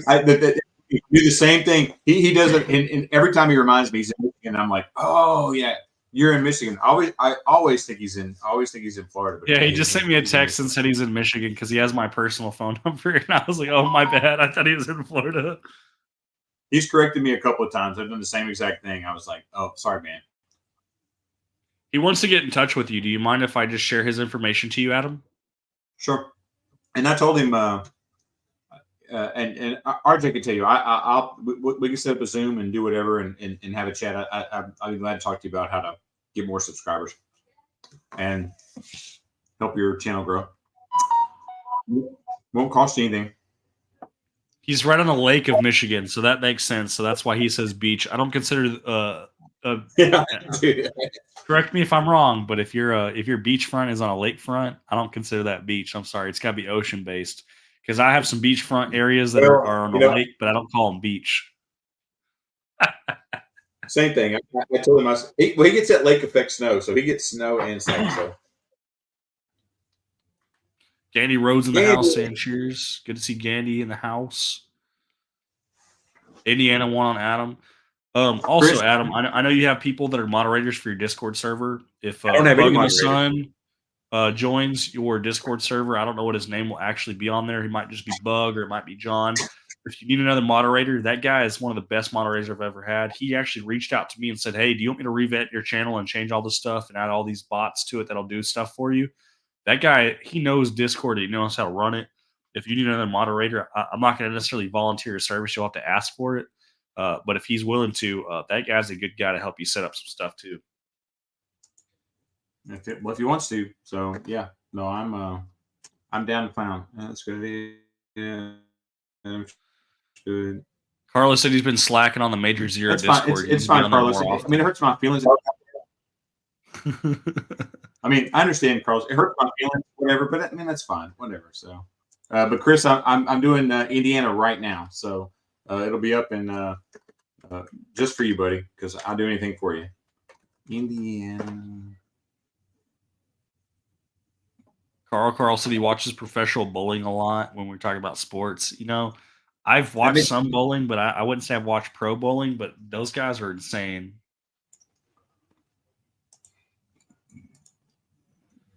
Ooh, passed on batch 232 for $200 of Joseph Magnus cigar blend. Are you stupid? Total Wine sells it for $209.99. That's their new going rate for Joseph Magnus cigar blends. I will tell you right now, if you don't like leather, pass on Joseph Magnus cigar blend all day, every day. If you like leather as a tasting note, $200 is actually a good, fair price for that bottle. It is allocated; it's very hard to get, but at the price at $209.99 for my area, 200 for you. If you don't like leather, don't buy it. I ended up trading my bottle away. It was an opened bottle, but I traded it with a fellow subscriber that came out and actually was drinking with me at the house because I didn't really want it anymore. So I was happy to get rid of it. I sampled a bunch of it out before I even traded it away, to be honest, too. Bug in the Sun said someone posted in the Hunters Discord about finding a handy for $200. Yeah, I mean, I'll send you the picture that I got, John. Mine is literally the Thomas H. Handy sitting on my in my truck, and then my two monsters that I was buying from them at that small mom and pop liquor store with the receipt. But I still have the receipt for my Thomas H. Handy. It's actually sitting up there on the shelf with the paper and everything because I was just so proud of getting that.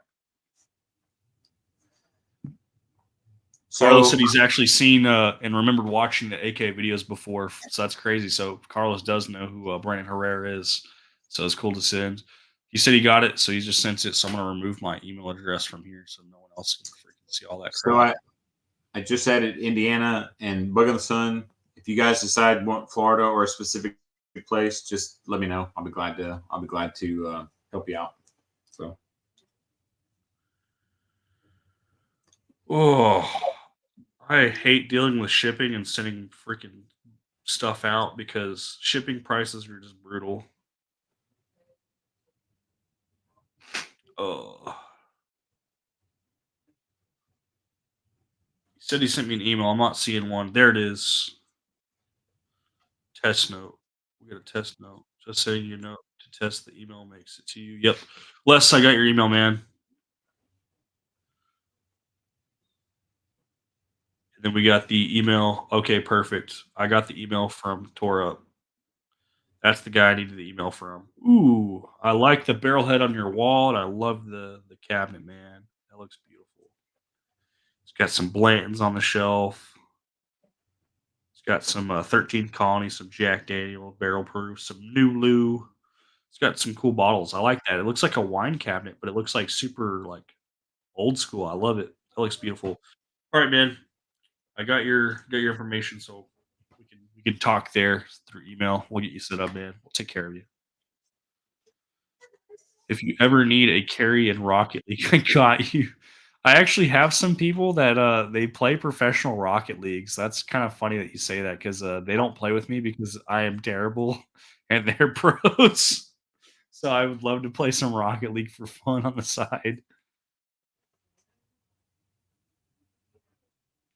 So Bug in the Sun City's from the Miami area. So Carlos is from like the Tampa Bay area, if I remember right. My family's from the Tampa Bay area. I do have some people on that Miami side. I will probably be going out to Florida in 2025. I won't go out this year, but I'll be in the Tampa Bay Clearwater area. Maybe we can work something out, get a house out there. Maybe we I could do a meetup or something. keep no. If I can do a Tampa Bay, I can do Miami, I can do whatever. So um, just get on the Discord and send me a message and tell me where you want. And like I said, as long as you're there, I want those. It's important for me that because I do hunt videos and I've been called a one trick pony to my face, so I don't take that as an insult because that's what I do. If I can help you in your area find something that you're looking for through the channel, that's what I want on the Discord. That's the main goal of my Discord.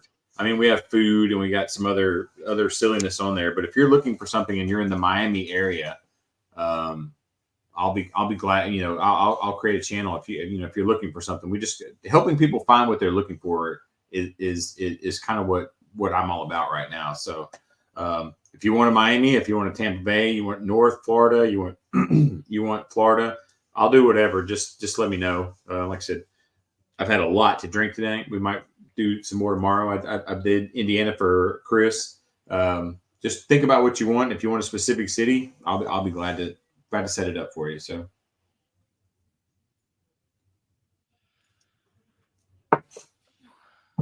Katie Road says the new shelf behind me looks great. Yeah, so this is a whole different setup like where I'm at. So it's the same room, but I have my cabinet with my Legos over there. And then my normal setup is just the Texas flag with like an empty wall, which we're still working on it. I might have my brother-in-law send me a sign. That's I when was I'm in gonna my gaming chair. And then I have a recliner that I've moved over here so I can sit beside the new cabinet. I was like, you need to fix your flag so it's not showing your blinds, and that empty spot over there needs an RJ the Fed, or you just need to put another cowboy hat hanging on the wall back there, like perfect. Yeah, I So thought about that. I think it's hilarious that my flag's actually blowing right now because that's from the fan. yeah, I'll have to mess with yeah, that later. yeah. Oh, I'm just saying you have that empty space. You need to get something like that, or just put a cowboy hat up there and have it sitting up there. Uh, yeah, absolutely. Entertain them for a minute, Adam. We're gonna full screen you, man, because I gotta go to the bathroom. If I can figure out how to switch you over. that's the wrong full screen. Oh, There hey, we it's go. me. All It's right, your hold show on. now. All right, let's see. Let's see. All right, what is everybody doing? No, I'm just kidding. Yeah, a little bit of warning would have been nice. I could have put some powder on right here. So I will self promote a little bit. If you're going to, it's not really self promote. If you're going to go to Kentucky and you're going to go to Bardstown, I had so much fun at Preservation Distillery. I went to, and I've got videos for it. I did a tasting of it, of going through the different Old Saint Nick. This stuff is expensive. I can't even argue with that even a little bit. For me to spend money, and if you watch my channel and all, you know that I'm very cheap, and I have a CFO. My wife is very, very restrictive on what I can spend, and I let her do that. That is what the agreement we entered into when I started doing YouTube. I bought this Rare Perfection. This is the 14. They have the 15, and I tried the Old Saint Nick. That we tried like 3 or 4 of those. Man, this juice is so good. And that distillery, we went through. My brother and I went. We were at Old Forester. We went to Michter's. We went to the Buffalo Trace. They felt very canned, almost like you were going to a ride. If you've been to Disneyland or Disney World, you were going through. You kind of went through everything, and at the end, of the tour, you had to walk through the gift shop at the end. These guys were just hanging out and just having the most fun at a distillery, and it was just beautiful. It was just like kind of at like a farm hanging out. pulled off, and we just did it almost as a lark. Sean from Storytime. I don't know if anybody's had anything to do with Storytime at all. He just said, "Hey, you should definitely go check it out." And I was like, "All right, we'll check it out." We had probably 30 minutes in between hitting different distilleries. We were going as fast as we possibly can. So much fun, and the juice was so good. I can't recommend it enough. It's expensive. It is a higher dollar, but very, very worth it and elevated. So, all right, I'm glad you're back because I don't like being the only guy here. So, No, I just had to go to the restroom. I was talking to my wife for a quick second, and I got another sample for us to try. So, Doc also sent this one. I don't know if I get that to focus. This is the Gym of Kentucky. I had that one. I like that one. That was good.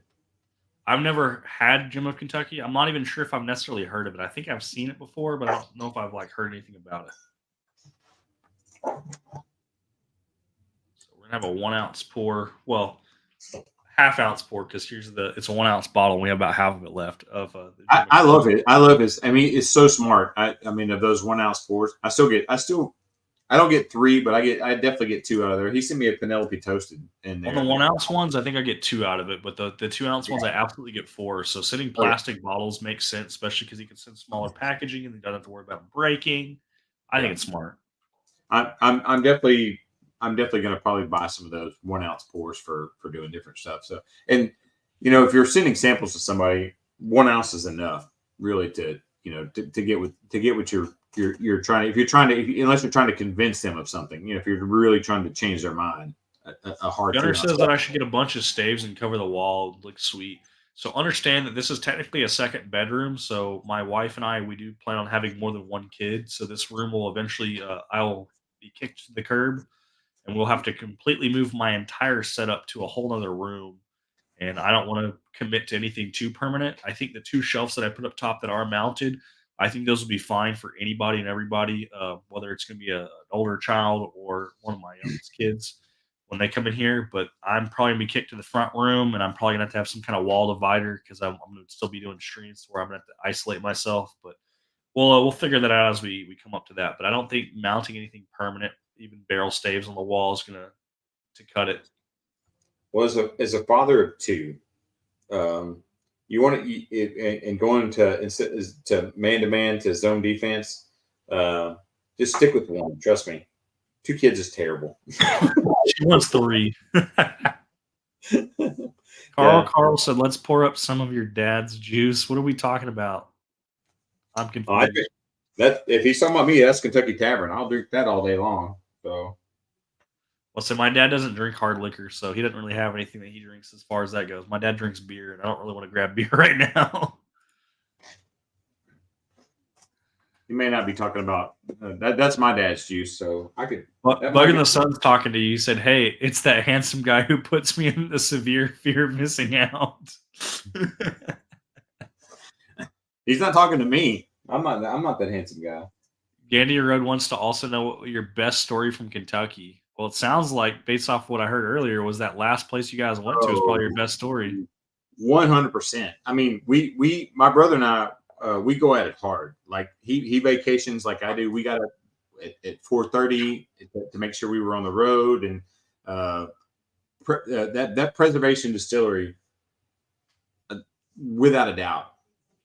I mean, we did the full flight at Little Forester. We did another flight at Buffalo Trace. We did some samples at Bardstown. I can't say enough good things about. I mean, they're expensive, and that would be my only criticism about. That's what Torb just put. He says, "Love that Bardstown Bible Origins. The rye is terrible though. My worst value buy ever." So the worst value for your money is what he's saying.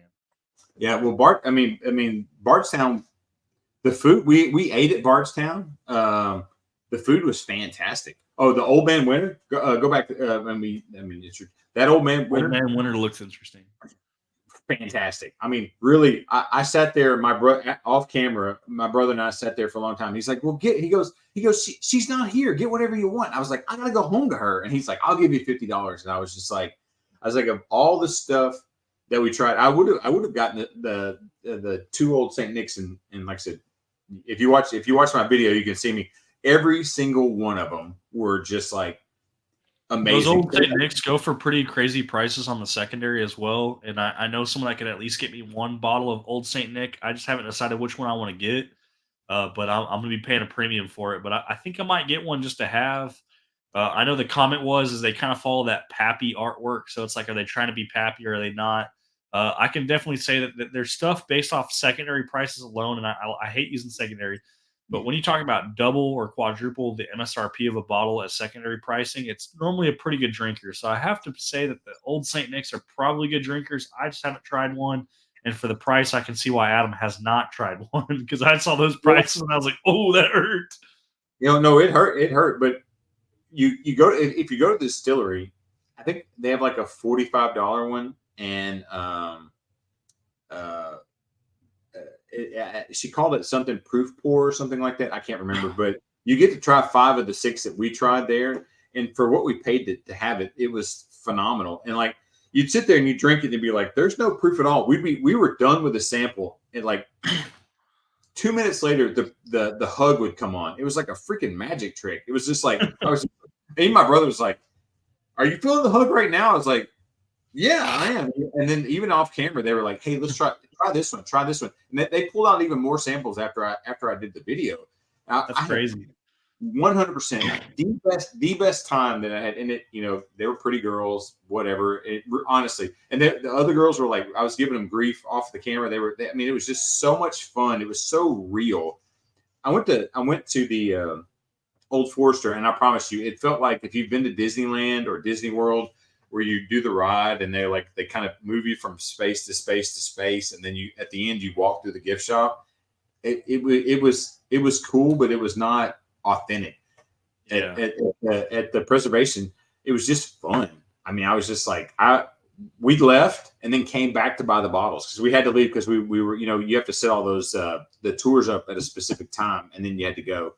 But yeah, they are expensive.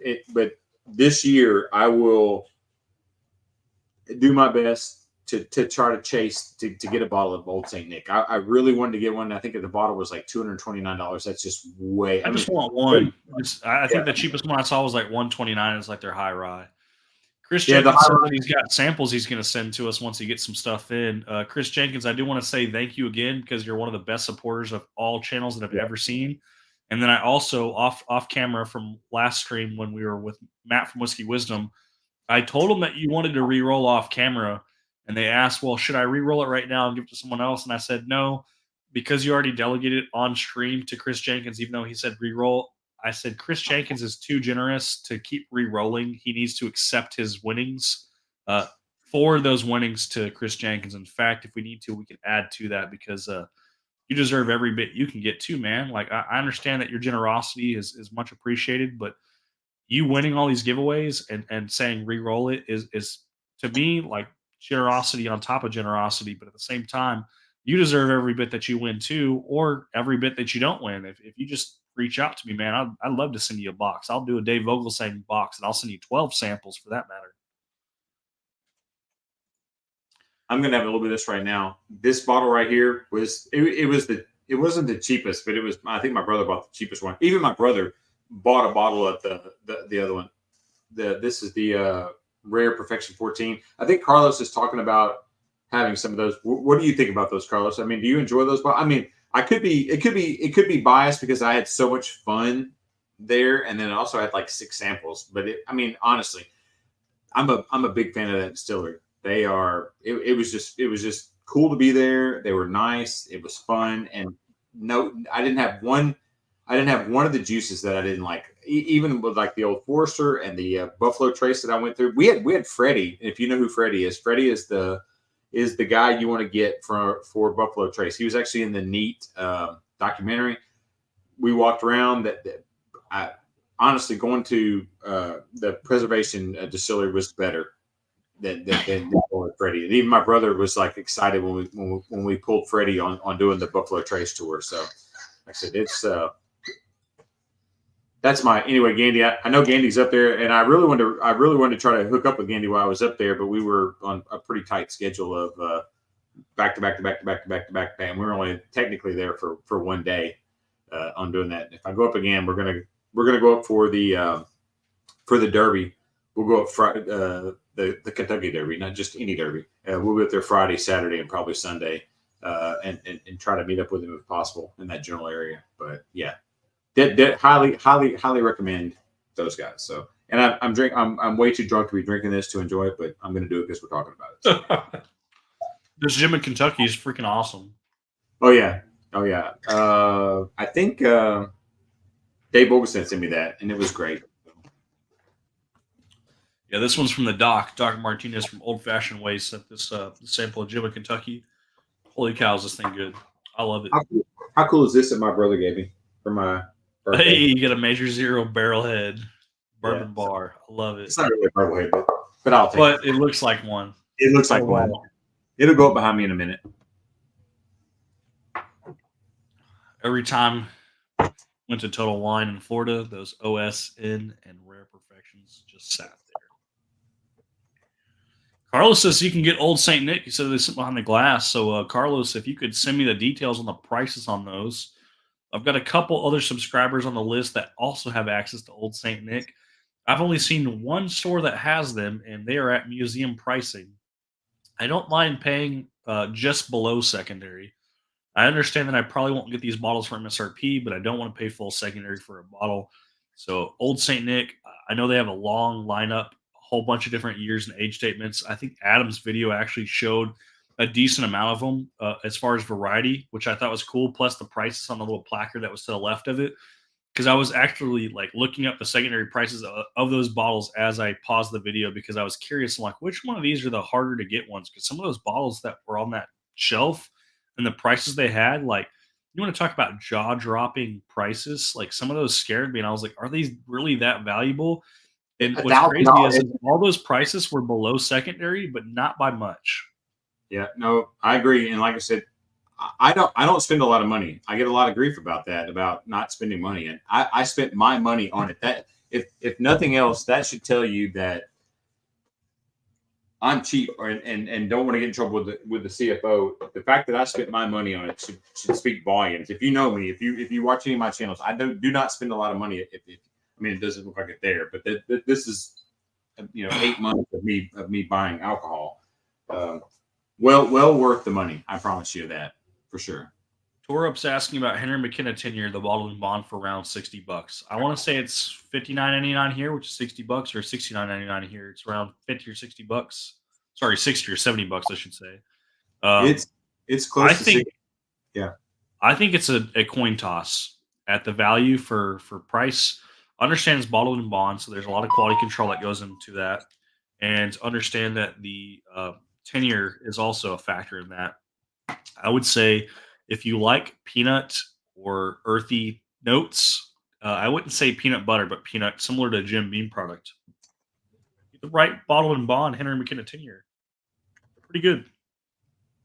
It's funny. A lot of people don't like that. Like I was on one of the bigger channels, and like all of the whiskey snobs, they were really crapping on that. That Heaven Hill. They were really. I haven't had it. They were really crapping on it. But for $50, I don't see how it would be that. How it could be that bad. So. I really enjoyed my Henry McKenna. That being said, I have not bought another one, and I do not have a backup of it. But I thought it was a pretty good pour. So I've drank too much. I can't type. Gandhi was asking me where the juice is sourced from. I'm not sure where it's sourced from. I think she said where it was sourced from. I think they do some of it. I think some of it's local. I will say I'm not sure either, but I know that Old Saint Nick is definitely one of those that's pretty crazy. Old Saint Nick sit here for a while, even at MSRP. Carlos, if they're at MSRP, like my eyes just got that wide open eyes, I would absolutely take you up on it. It just depends on which one, because I did look them up. I think there's about 15 or 20 different Old Saint Nicks. Most of them are different age statements, but some of them are different mash bills. Like I know there's a high rye that I was looking at that I was kind of interested in. And so the for me the high rye has no mint at all, so I love it. I jumped right on that the non mint part of it. So. Torup says that cheers. I don't mind Henry McKenna 10, but $10 to $20 more for Elijah Craig barrel proof. Worth it more to me, but most bottled bonds it holds up. I will be honest. I have not found an Elijah Craig barrel proof. I'm gonna say this on stream. I have not found an Elijah Craig barrel proof, including the private barrel selects, especially the yearly releases like the 123, B523 or C923 or the A124 that I have liked. I have not liked an Elijah Craig barrel proof. I'm going to say it over and over again. The 18 year, which is not a barrel proof, it's like a 96 proof or something like that. It's low proof or 93 proof Elijah Craig 18 year. It's way more expensive than it should be. But out of all the Elijah Craig products, that is the one that I seem to like the most. So Henry McKenna 10 over Elijah Craig barrel proof, especially with it being $10 or $20 cheaper. I would take the Henry McKenna 10-year over the Elijah Craig barrel proof. Unpopular opinion. You guys can tag me, quote me, clip me on this, and I'll say it again. I have not liked Elijah Craig barrel proof. Sorry, guys. I want to ask Gandy a question. Gandy, have you tried the the Rare Perfection 14 on this? This was probably my second favorite. I can't remember. One of the Old St. Nick's was probably my favorite one of those. But this was pretty good. And Shane from Storytime, this was one of his favorites too. So the small batch reserve. No, the only Rebel I've had is the cast strength store pick, which I've loved. Bug in the Sun. I mean, it's great. Matter of fact, I think you can tell how much I like this. This is actually the second bottle of this I bought. So I bought my brother one for his birthday, and gave him one of those as well. So, but Gandy, I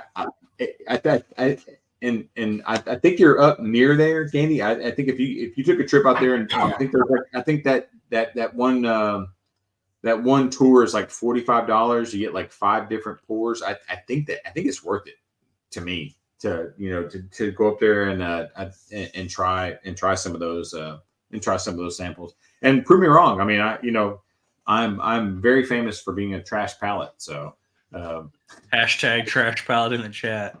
Yeah, hashtag trash palate. But I really, if we had started out at Preservation and then went to the rest of the distilleries afterwards, we would not have had as good time as we had. I'm glad that we finished with the best for me. So update, we're pouring up one of Victor's samples. We have an RD1 Amberana finish. Oh, I love it. Which I do actually have in my area. Adam had a hunt video where he talked about how if he saw it, he would buy it. And I fucking roasted him in the comments saying, "You idiot. You had the whole lineup in front of you, including the Amberana finish." So here's the problem. The music was so loud. Like, literally, I couldn't even hear myself. I've never been in a store where the music Excuses. It is. But then I went back and looked at it, and the bottle was like $70. And my brother goes, "You weren't going to buy a $70 bottle." And I was like, I think it's like $50 here, $52 here. I'm not sure. I'll have to double check. It was like $69. I like that sample. It is Cinnamon Toast Crunch. That's the first. I'm excited to try it. I have not tried it yet. This is a fresh crack of that RD1. That's that. If that sample had been under $50, I would have gotten it. But when I read it, but the music was so loud, I couldn't even hear myself talking. You had the whole lineup. There's like 6 different offerings, and you had all of them in front of you, including like the maple syrup finished one too. Yeah, but honestly, I was in that store. It was so loud, and I was talking the whole time, and I was like, "There's no way." And when if you guys don't do YouTube, when you go to do it, it flagged it the instant it came out. It was like hard no. There's no. I couldn't even talk fast enough and loud enough to cover it up on the. I have to mute the audio and do voiceovers half the time, so that's why I haven't done a lot of hunt videos. The problem is we were traveling and the internet was bad. I was staying at my brother's. He has a lake house. And you do your editing on your phone. I do it on a PC. That's why I say I do the voiceover. Yeah, I couldn't do it, and like there was no internet, and I was in the middle of the challenge, of the 30-day challenge. I was like, crap, screw it. I'm just gonna put it up. And even the music I picked, I couldn't even pick good music, and people were like, I can't believe you picked that music. I was like, I'm working on it. So yeah, I know that's like when I set the live streams. Like Bug in the Sun was already in the live stream before I had it set up. And I didn't set it up for later. I set it up for right then and there. So it's like he's already trying to type in chat. I'm like, no, I need to push this back like 30 minutes so I can get set up. I'm going to try to catch him on chat, though. Gunnar L is asking about the 10-year. Speaking of 10-year, anyone seen Old Overholt 10 on the shelf? I think Old Overholt 10 has finally kicked off in my area, and now there is not a single bottle to be found. That being said, the Old Overholt 10-year rye was sitting on the shelf for $92.99. So it's about $93 bottle. About brings it about to $100 after taxes. And I think that based off the reviews, I haven't tried it. It's probably worth $100, but I haven't seen any more. I think someone said that's very mentally or minty, or it's got a weird flavor to it. That's not something I'm herbal. Whenever they say herbal, I think they mean spearmint. That's what I'm probably gonna pass on unless I get a sample of it. So. I don't mean spearmint when I say herbal, but I'll try to specify if I do say that. Danny Road says Green River Rye is great bourbon Ford rye, only $34, great value. So the Green River that I had was from Miles Bourbon Traveler. I want to say it's the one that sent that. It's a 119 proof, and I think the single barrel 119 proof that I had, I think it's a black label. It's not the rye. I thought that bourbon was freaking exceptional. Yeah, no, I've got the rye, and Especially if you say that Adam doesn't buy any bottles during his bourbon hunt videos. That bottle he's holding right there, guess what? He bought that during one of those bourbon hunt videos. Just so you guys know, I'm talking to you, Carl. I love. Hey, I bought this one, a store pick. It's a store pick of the Freeland Portland because it's a honey bomb. Yeah, I do buy bottles, and it's funny. The last probably 3 months of hunting, I've not bought anything because anytime I bought a bottle that wasn't for me, it was for my brother, and it was kind of a secret because it was his birthday. We were building up to this. We knew this weekend was coming of us going to the distillery, so I didn't want to say, "Hey, I'm buying this for my brother." And then also, let me address this as well. I feel like an idiot after I do a hunt video, and I'm like, "Hey, everybody, this is what I bought," and I'm not like Vanna White at the end of trying to show. I was like, I don't. What do you care what I bought or not? And like, it really burns people's butt that they don't see that I don't physically spend money. I was like, where do you think all this came from? Do you think this was all just sitting here before? Well, when they see you do the hunt videos, they don't see you actually like do like a store haul video or like hold up the receipt or anything like that to see that you actually bought it. I just kind of laugh because I'm like, if you're caught up in the hunt part of it, I don't take time to do that either. But that's why I don't really do the hunts. I do the haul where I show everything I bought. So you miss all the stuff that you're doing that's getting all the views, and I'm just showing you what I bought. Yeah, and I'll do. And my plan is to do like a live, like at big milestone, like once a quarter, like once every 3 months, and I go through everything. And if you've already seen it, then why watch that video? So I don't know. It's just funny. People. I can't quite say Cinnamon Toast Crunch, but I don't think you're far off. Right. I like I had the Starlight Embryonic, which I didn't like. It was way too syrupy, like a syrup. This is okay. Okay, so let me qualify. I said he wasn't that far off. Bug in the Sun says never had RD1. I'm trusting your palate here, RJ. This is the Amberana finish, which I can now say I will buy a bottle of this. Oh yeah, no, you see what I'm saying?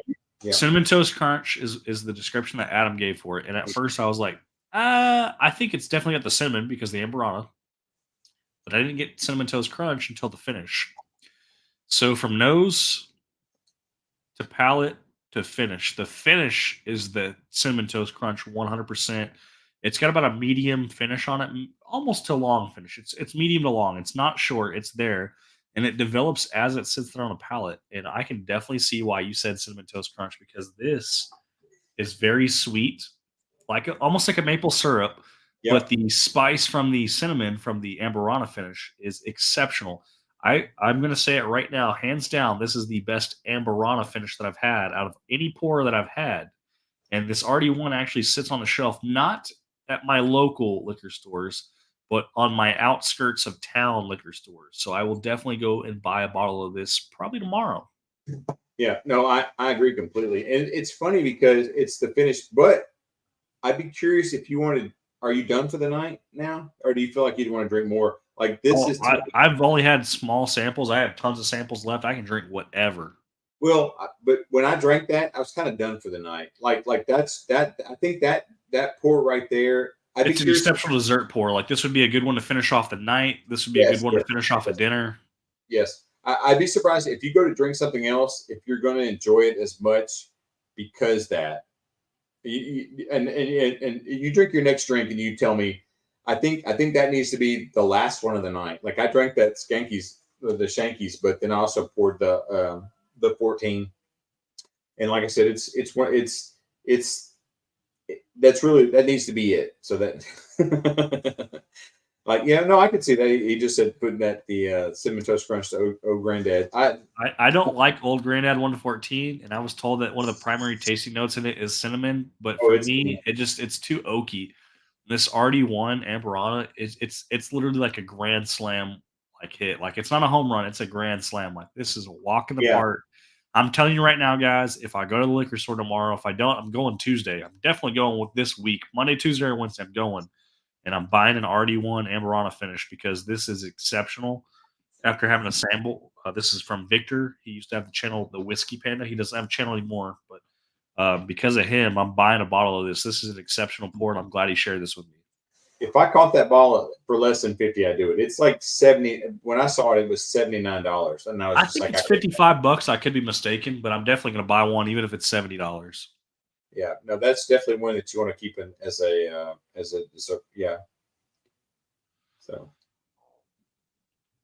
Michael Bortner said he had to order old Overhaul 10 to have it delivered to his in-law so he could get it.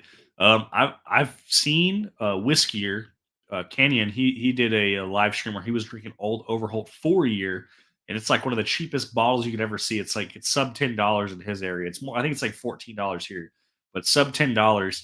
He raved home about it, and then here in the 10 year.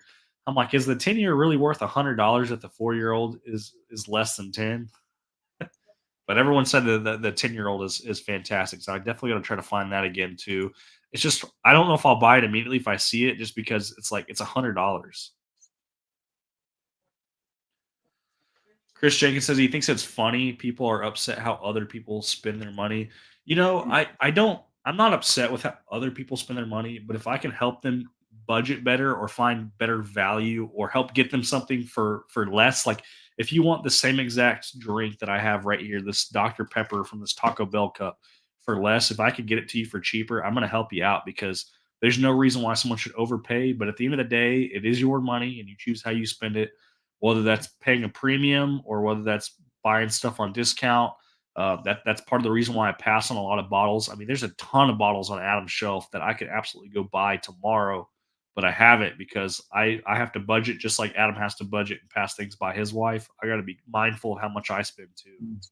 well, some guy lit me up. He's like, "You let your wife tell you what to do." I was like, and we have a very traditional marriage, right? Like I'm the boss of the family, right? But I'm bad with money, so I put her in charge of the money because I'm bad at it. And people are like, "Well, that means you're weak." I was like, "I know that I'm bad with money, so I let my wife. I put her. So if we bounce a check or we don't have something, it's still ultimately my fault because I put her in charge of the money. So even she says that it's like well you put me in charge of it, and it's an agreement we had. And plus, I don't know if you noticed, watching our YouTube videos is freaking for free, right?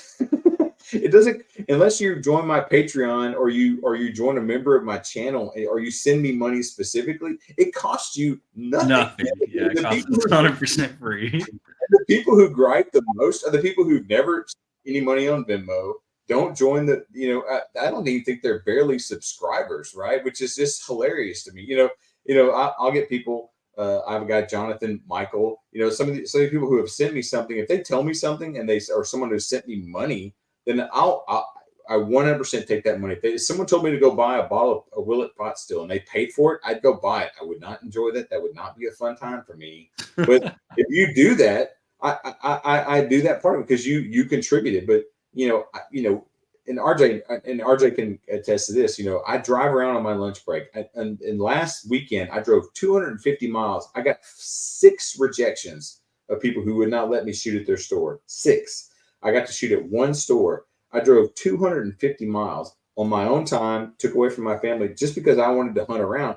They were like, no. And the store I posted, the last video I posted with the store, they were like, no, we don't think we want to do it. They watched some of our videos. They called me back, and then they had me shoot the video, and that video's got like almost 7,000 views. Once they did some research, they figured out, yeah, maybe I should do this. I know you're someone to ask because you're trying to be polite, but understand, even if they said no, if you really wanted to, you can exercise your freedom Oh yeah, oh and you yeah. can record. Now it's private property, so if they ask you to leave, you got to leave. But it's one of those things where it's like, I'm asking because I'm trying to be polite, so you guys can tidy up your store, or make sure your personnel's out of camera. But at the same time, I got a right to record. You ask me to leave, I do have to leave, but it's one of those things where it's if it's not your store that you're going to every day, like you're driving 250 miles, that's not a store you're going to every day. I would do it anyways and says fuck it. Well, and the thing is, they called me. They called me on Tuesday. It's like, oh, we didn't know who you were. Will you come back? And I came back the next weekend, and I did. And that's why I always ask every single time. I was like, it doesn't have to be today. It doesn't have to be tomorrow, but I'll come back and do it. That store was so great. I loved it. But it's just funny. But it's like the comments, and you're human, right? You're a human being, right? It's just funny that people, and it's not like YouTube pays us, and you know that you'll know even more. It's like we don't make money from it. I just enjoy the hunt. It's fun to me. I have so much fun going and looking and seeing what other people have. It just like the comments are like you're terrible because you don't buy anything. You're just a looky-loo. I was just like, yeah, I'm a Most of my life, I window shop. Guess what? I'm looking and not buying. I'm window shopping. I do that when I go to the mall. I go to the Target, Walmart, Best Buy, wherever I go. Guess what? I window shop, which means I don't buy shit. I just walk around and look at stuff on the shelf and say, "Ooh, that looks nice." I don't think I would buy that. Just like Adam does for his bourbon hunt videos. I was like, all I'm doing is showing you what's there. I was like, that's showing cool. what's there and the values of your area. Yeah. So, Torp says that he's not a fan of cinnamon, even though cinnamon's spelled very, very wrong, which I'm okay with. Cinnamon's normally spicy, like red hot cinnamon's what I think of, but this RD1 Amberana finish is like cinnamon toast crunch. Like it is cinnamon, but it is sweet. This is like syrup. This is super smooth, like molasses. I think if you didn't like cinnamon, which I don't like cinnamon either as a primary tasting note, this one would definitely hit home with you, man. I think you might like this one. So Taylor said that's a long lunch break. This was over the weekend. On the weekend, I can do whatever I want. Monday through Friday, if you see my videos, Monday through Friday, I shoot those. I drive to the store, I shoot, and I post the same day, and it's on my lunch break. I have an hour to do that. So, I got some grief from some of the other YouTubers that I show the same channels. I show, the same stores. I shoot around this 25 different stores, and some of the stores are a little bit closer to the other. And if I'm, I do IT work normally during the day. Sometimes I can't leave. I'll go to a store maybe a little bit closer than the other, but I try to spread them out a little bit, and that's what we do with that. So this is a Grand Slam review from Gunner L on this bottle, and a Grand Slam hype on this bottle too. He said that you know what it is. It's leftover milk from Apple Jacks, which I do actually get an apple note on the very front end. I don't taste any apple on the back end or the middle of the palate. The finish is definitely that cinnamon toast crunch that Adam described, but the apple note is definitely early on. I'm going to agree with Gunner. I think this is like out of the park hit. I think it's a good buy. Oh yeah, of all the Browning, I would say, yeah. I would say if I had to put so let's talk about how I want to do reviews, guys. I have not been doing any videos. I've been doing lives. My channel's arid wasteland of videos right now. I have nothing pre-recorded or scheduled, so I'll tell you guys that now. I'm sick, so I don't want to record anything. Otherwise, we would have been working on that already. But that being said, the new idea for the lives is courtesy of Mike Brock on how we want to do these. We're going to talk about the value of the bottle you're drinking. What is the MSRP, and what do I think it's worth? We're going to try to avoid using secondary because secondary shouldn't exist, but unfortunately it does. So we still have to talk about it a little bit. But I'm going to give a thumbs up or thumbs down review on all bottles I try from now on. This RD1 Amberana finish is absolutely a thumbs up.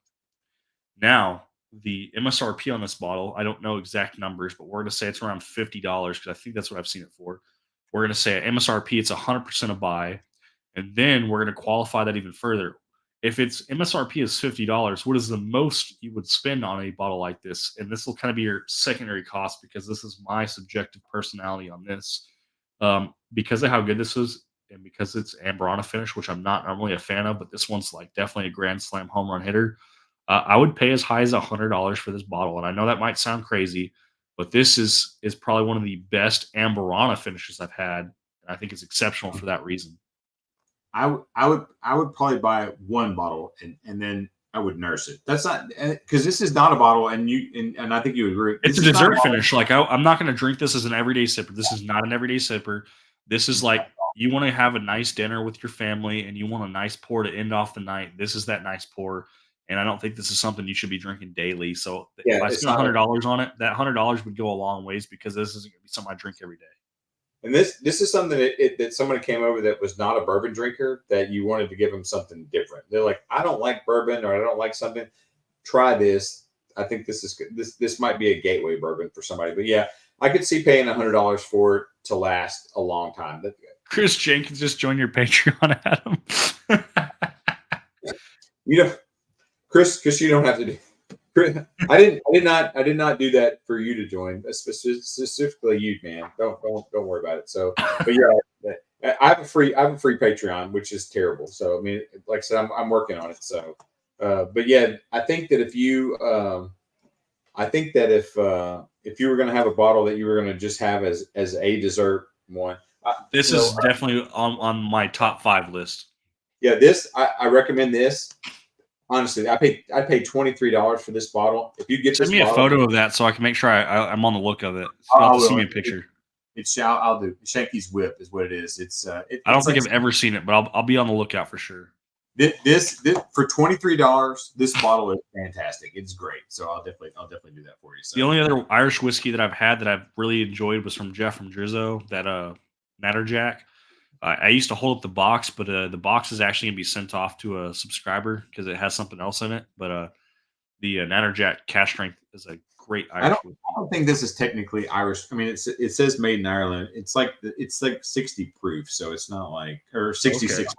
It's Chris Jenkins says he likes to look around and compare prices before he buys. I do the same, except for when I look around, I'm not looking around in my area. I'm looking around on you guys, my subscribers, my Discord servers that I'm a part of. Because if you guys are willing to, I don't mind coming to a deal to where I can get a bottle, especially if it's more widely available in your area versus some of the bottles here I never see. Like example, everybody's been talking and hyping up James E. Pepper, especially the decanter bottle, saying it's one of the best bottles they've had, and for the price, it's around $55.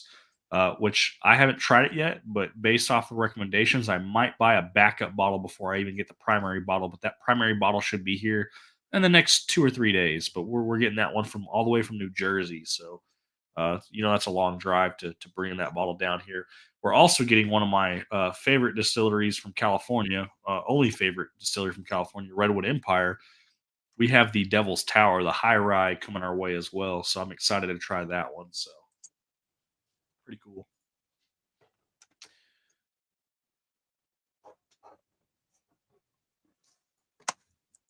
Les says yes. Take pictures. Ooh, cinnamon. You think Baker's Booker? I don't think I've had a single Booker's that tastes like cinnamon. So if you have a Booker's that tastes like cinnamon, please tell me the year and the release for that one. I'll be curious. Yeah, I'm trying to think of the Bookers. I've only had one Bookers. I've had several, but I've never had any of the older ones. I've only had the new ones. I've got a sample. Window shopping. Yeah, Jesus knows what's up.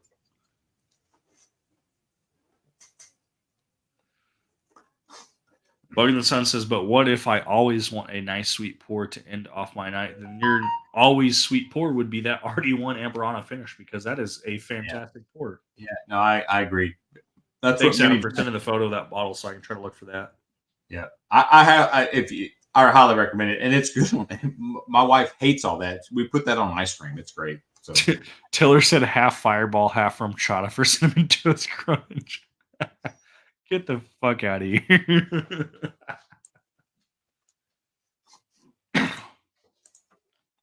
So Gunner's saying the RD1 Maple is also a complete dessert. I do not have access to that one. I have the small batch of the Amberana finish. But Adam definitely saw all of those, because that's the brown label one for the Maple one was on the shelf. I heard mixed reviews on that, but if Gunner's promoting it, I think it might be worth picking up if I can find one. It's still $70. Is kind of what's he asking? Eddie Road wants to know what was that, Adam. So show that bottle you were talking about again, the one you sent me a picture of.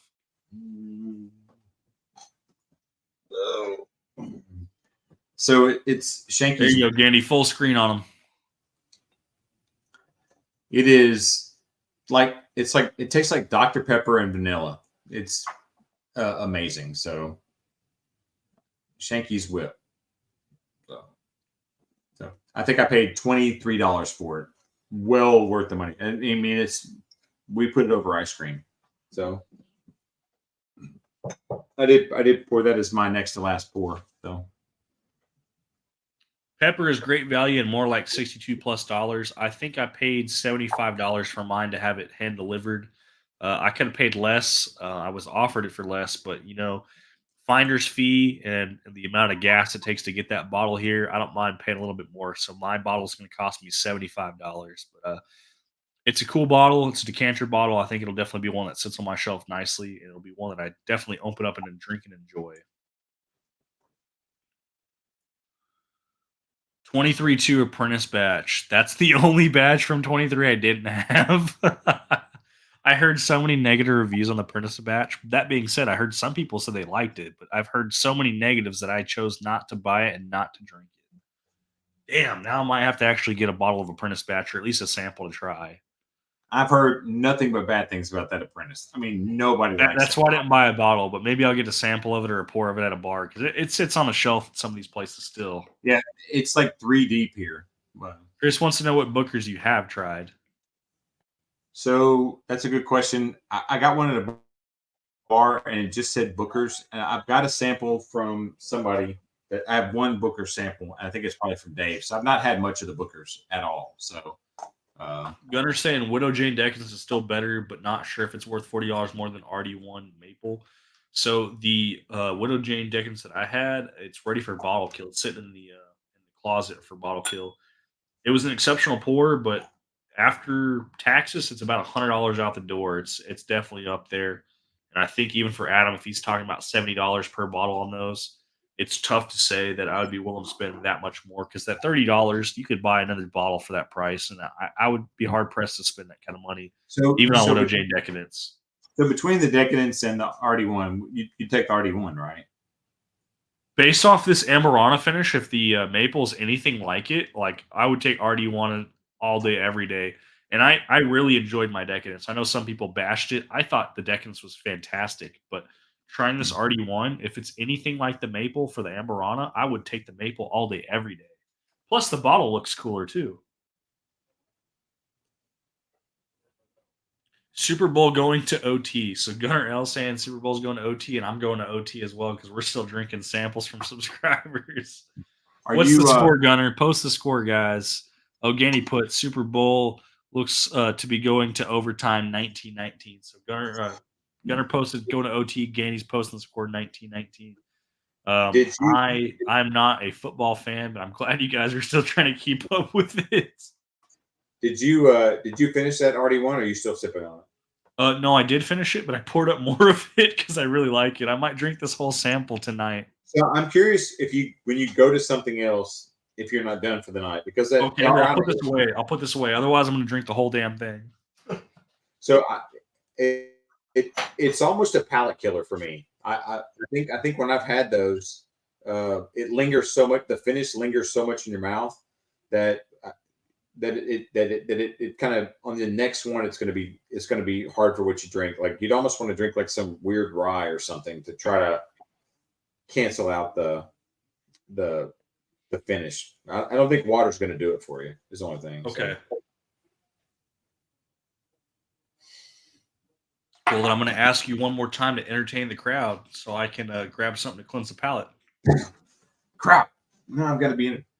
And you show yourself for it. So, yeah, I'll do this. I act like I froze. No, I didn't really freeze. So, so has anybody actually tried this? This is I'm going to pour some of this. The Freeland. I think it's actually MGP juice. That's just like 3 years old. It's a. I always want to say lady owned, but I think that's inappropriate. I think it's woman owned. Master Distillers. They're out of Portland. Honey to me is kind of like my jam. If it's gonna have a flavor other than brown sugar and vanilla, which I'm not a fan of. It's not that I'm not a fan of. I just get tired of. This is kind of like almost a honey bomb on here. a natural honey. It's not like that artificial honey from like a Jack Daniels or one of the others. So has anybody tried any of these? This, I'd be curious. This was a store pick from the Roberts Pack store that I really enjoyed. So I'm going to get a Glen and pour a little bit of it. Got my when I won the Bourbon Bounty. You pee faster than anybody I know. Did you not pee that time, or is that just? No, I didn't pee. I grabbing grabbed a another Sprite and I grabbed a Taco Bell burrito. You got the burrito. So anyway, The burrito. this is really good. Have you tried this? Have you I tried haven't any even of seen that. What is that? Well, it's called Freeland. It's from Portland, Oregon. It's a straight. It's Freeland Spirits. So it's a store pick of this. It's pretty. You know, I was doing the video at the store, and they, he was like, hey, try this real quick, and I was just like, all right, I'll give it a try, and it was so good. It's got a very much of a honey. See, what would you say my favorite bottle from our distillery? And unfortunately, I've become a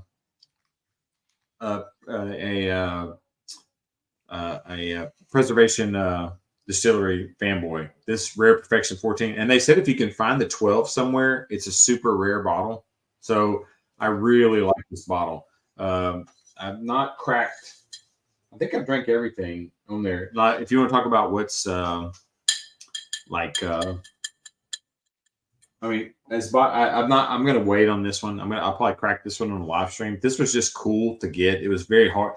We had to. That's a super cool bottle. I've only seen it like twice. They had sold out, but we told them it was our birthday, and the guy said, "Hold on." We thought he was going to go get the something else cooler, but this is cool too. So he went and got this bottle. So this was. I don't know when I'll drink this. I mean, this is almost like what? Unless I use a mini Glen, it's like 2 shots. So it's a very small bottle. So that's probably one of my, probably other than the Rare Perfection. This is probably my favorite. I don't know how to tell you. Like if you're out somewhere and you're hunting or you're trying something and you try something so special and so different that's so out of your wheelhouse and you pay so much for it. It makes it. I mean, to call it Rare Perfection. This is actually aged in Canada. It's got French oak. It's different from everything else. I mean, it's just special. I mean, I can't tell you how nice this bottle is. I mean, this is going to go for.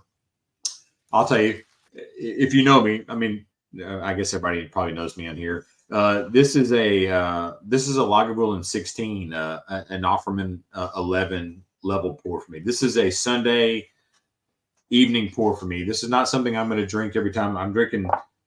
This is my second shot of it because I've been drinking. This is something I'll put in the back where it's hard for me to get to when I've been drinking, so I don't grab it. But it's just nice. It's too easy. The problem is it doesn't fit here, so it sits at the bottom where I can grab it easily. I'm actually going to tomorrow. I'm going to put this bottle back behind some of the others so I don't grab it so easily. But this is like. I get a raise at work, or I'm celebrating. My team wins the game or something. This, or a Sunday, I feel like I want to celebrate. I mean, it's just great. I mean, it's funny you say it doesn't fit the shelf. These shelves are 100% adjustable, and I use literally a Booker's box just to make sure every bottle would fit on the way up till the very top. Because I'm thinking like the Booker's box is probably the tallest thing I've got. That gross. Oh man, and even this Freeland Spirit, it's got the finish on it is got a great honey, flavor on it. It's just fantastic. I mean, I would say this is probably the third or fourth. I like the Benchmark Bonded. It tastes like a brown sugar. I don't know if anybody. Believe it or not, we live in a crazy age, right? You guys can probably get these Benchmark bottles where you are. All we get is the whole lineup. Yeah. All we get is the Benchmark 8. So I have the top shelf, the full proof, and I bought the bonded. This is kind of like if you added brown sugar to Buffalo Trace. I mean, it's a great bottle. I wouldn't say it's in the top. I'm trying to think how many bottles I got. This is probably the least popular bottle that I got, but it's great. I mean, it's fantastic. So So So another I'm great going to bottle. read a personal text message to myself so you guys can hear this. This is going to be some insider news for you guys. Take it however you wish. I have not bought backup bottles yet, but this is in consideration.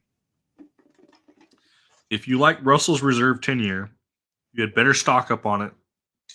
I was at a store today and they told me that they were having a hard time getting it. They got some this week and they marked it at $62 a bottle for Russell's 10 year. It was a $39 bottle before. I asked why they marked it up, and I was told that Wild Turkey has raised the price and that it is still selling at that price now. So if the single barrel is around $70, my guess is that this 10 year is going to go up as well to match around that $70 price point. I love the So you 13. might want to let people know, but if you want to check it out for yourself first, that would be solid. I haven't looked for anything. I just found this about 20 minutes ago when he sent that. That was a couple days ago. I say a couple days. It was yesterday that he sent that, and basically said it seems that Wild Turkey's definitely been pushing the prices to see what will sell and what won't to kind of test the waters as far as secondary market to help try to undercut those guys to where they can sell bottles for more than they are worth. So Russell's 10 being worth $60 or $70, probably not, but it being a $39 bottle, if you can still get it in your area. If you like Russell's 10, I'm telling you now, this is from a very reliable source. It might be worth buying one or two bottles to have on the shelf, whether those are backup bottles or one to open, one to drink, and just passing on the rest of the Russells since that time on, because if they truly do raise their price to $62, one, I think they're out of their freaking mind. But two, um, Russell's has definitely been pushing the waters with me with the Russell's 13 at $150 MSRP, 250 secondary. The all the Master Keep collections are like 300. Camp Nelson's are 300. I do really want, and it's on my list. I told you guys the top 5 whiskeys to buy for me for this year. That Russell's 15, but if it's more than $300, I'm passing on a Russell's 15 all day, every day. If it's sub $300 or right at $299.99, I'm probably gonna buy one, but it might be the only one I buy. Uh, just something to keep an eye out though. If the 10 years raising up to $70, I like told Russell's. I told my brother the same thing. I was like, one bottle I want this year that I think that I'll be able to get is the Russell's 15. $199 is what I'm willing to get in trouble for, but $299 is not. But I think because I love the 13, the batch 4 and the batch 5. $299 will be my absolute max, and that's because it's like, okay, it's more than a 13, so the 13 is $150. Right. If So you're if it's lucky, $150, you know the 15 years is going to be more than that. But there's no way in hell I'm paying more than the single Rickhouse price of $299 for it. So that's why I set my threshold at $300. I know that's not your threshold, but that's why I can justify my threshold at $300. Is if the single Rickhouses are $300 and the 13 is $150, I got to be somewhere in between or right at the top end of that, because I don't think it's going to be worth more than that for 2 more years of age-stated whiskey. I just can't see it. I'm on camera. Update, we have a new sample that I'm going to be pouring up because Adam wanted to know what we're going to be drinking next. This will be Barrel King Knighted. It's the F Around and Find Out bottle. I don't know if you guys saw that label from Victor. And it is 121 proof. So he had a Barrel King Knighted bottle, and it said F Around and Find Out and had the graph on the back and everything. So that's what we're pouring up. And what more appropriate Glenn to pour it up in than the Panda glass that we got from Victor, since it was a Victor sample.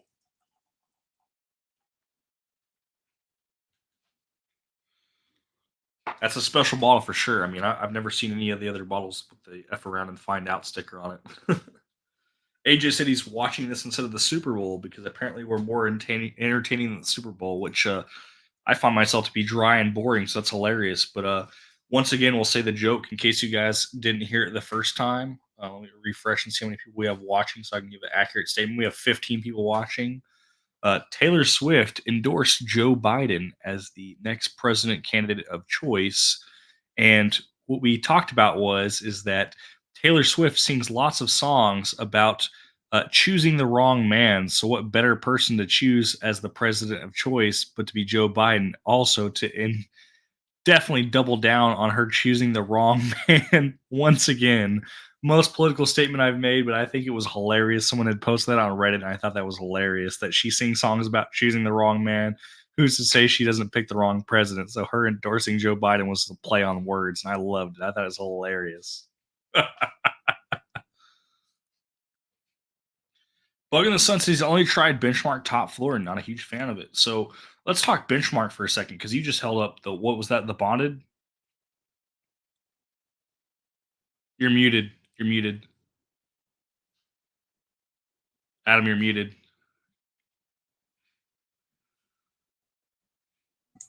My wife came in. We're house hunting, so she's Okay. I was like, make sure I heard you. I heard your mouth, or I saw your lips sorry. moving. She's You like, bonded, you had the Benchmark bonnet on the shelf though. Is that the one that you had? yes, I'm sorry. Yeah. So I can get all 5 of the new Benchmark series. I can get the bonnet, the top floor, the single barrel, the full proof, and the small batch.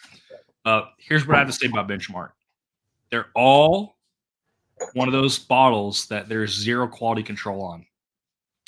They're low entry level Buffalo Trace bottles. Oh, he has a top floor as well. They're all low entry Buffalo Trace bottles that you can get sub $30. The most expensive I would spend would be full proof or single barrel at $27-$28 tops. The cheapest you can get one for is probably about $12 for their lower ones, which I'm not going to specifically say the small batch or the bonded or top floor because it kind of changes depending on your area. But there's zero quality control. So like if you buy a bonded or top floor like what Adam has on his shelf, I've given away all mine, so I don't have one to show off. I give them away all the time. You can drink one, like example, small batch. We drank one the other day with me and my buddy Brandon. We didn't like it. I bought another small batch and it was his absolute favorite of the lineup. So to show the quality control from it being his worst to his favorite just kind of proves that the quality control is just not quite there. And if you buy one and it's sub $30 and it's terrible, I would argue buy another one from somewhere else that makes sure it's kind of like not around the same batch. And I bet you can find one that's going to be better and more exceptional than the one you had prior. You know, Whiskier did one. Did you see what he did? Whiskier did one, and he Canyon's done them for sure. Yeah, absolutely. Yeah, Whiskier did one, and it was like he was like going against some of the heavy hitters, and he did a blind. I think it was. I want to say it's either the bonded or the top shelf. I've got the top shelf or the top floor. I've got the full proof. I think he did the full proof, and the full. He had a full proof. Canyon had the full proof. It beat like Stag, right? Like didn't it beat some of the big boys when he blinded it. So I don't know, but we'd have to see. So I don't know. I like them. I mean, we don't get them. We have Benchmark 8. That's the only. I had to drive 6 hours to get that one here. So Maryland, apparently that's all they have too is 8 from Michael Bortner. Michael Bortner, I have to break it to you, man. It sucks if that's all you have is old Benchmark number 8 because I hear that's the worst one of the bunch. Bug in the Sun said he's never had Russell's 10, so not sure if it's worth buying. You're one of my moderators, man, for Discord. Reach out to me on Discord. I think you're worthy of a sample box. You've done more work than you're worth. Let's recompensate you for that. Let's send you some samples. I do have a Russell's 10 that should be opened. I'll tell you the Russell's 13. It's somewhere here. The Russell's 13 batch 4 and 5 are, and I've got samples mainly from Dave, and Dave sends me one of the 4 and 5s every time. Probably one of my favorite, just general pours. And if I could find the Russell's 13, I would get it. That's why the 15 is something my wife was in here. She heard me talking about spending money. It's funny. She came and sat down. There's a chair right here. She literally came down and sat down and crossed her arms. I was like, I didn't say I was spending 100. That's why I had to mute the channel. I was like, I'm not spending. I need to show her the last live stream where Rusty had the yardstick broken out on him, so she can do the same thing for yours. No, I don't. She needs no help in policing me. Trust me. She's like, you'd spend $199 on a bottle of alcohol, and I was just like, in theory, what I'm saying is, and I had to try to find what was going on. I was like, yeah, this is a very rare bottle, and she doesn't care. So, but yeah, I think the 15 is something I'm going to hunt pretty hard, and it'll be very hard. Now I'm not. $299 is out of the question. Because I passed on the Rick House. I was definitely on my top of the list, and I did buy a bottle of that Kent Nelson F for $300. It was $324 after taxes, and I traded it away because of the price. But I think with the 15-year, after trying a sample of the Campbell Sniff, I'm going to crack the 15-year, even if I get it at 325 after Oh, yeah. taxes. I would have. I could have bought that bottle. I could have bought that bottle and had Jimmy Russell sign it. I bought another. I bought the 10 up there, but I it know was I just. saw the when you had the distillery video, I saw it. But Andy Rhodes said he picked up Wilderness Trail wheat cash strength store pick from his bar and had a great cherry note. I'm a sucker for cherry notes, so maybe I need to find me a Wilderness Trail. I think I have a bottle or a sample of a Wilderness Trail coming my way, so hopefully that's a tasting note on it. So there's no rye in that one. There's a rye, right? I've heard that the Wilderness Trail has a minty taste to it, but that probably wouldn't be the rye, right? The wheated, he said, right? Yeah, the wheated.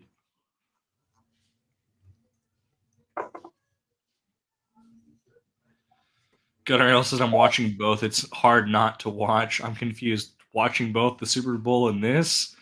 Because if I'm competing with the Super Bowl, maybe I need a Super Bowl ad, and I got to pay like what billions of dollars to have for 10 seconds. Oh wait, what happened to Panda's channel? I can't see any of his videos anymore. Yeah, his channel doesn't exist. Bug, you're in my Discord. We'll have a private conversation. I don't want to necessarily air that over everybody.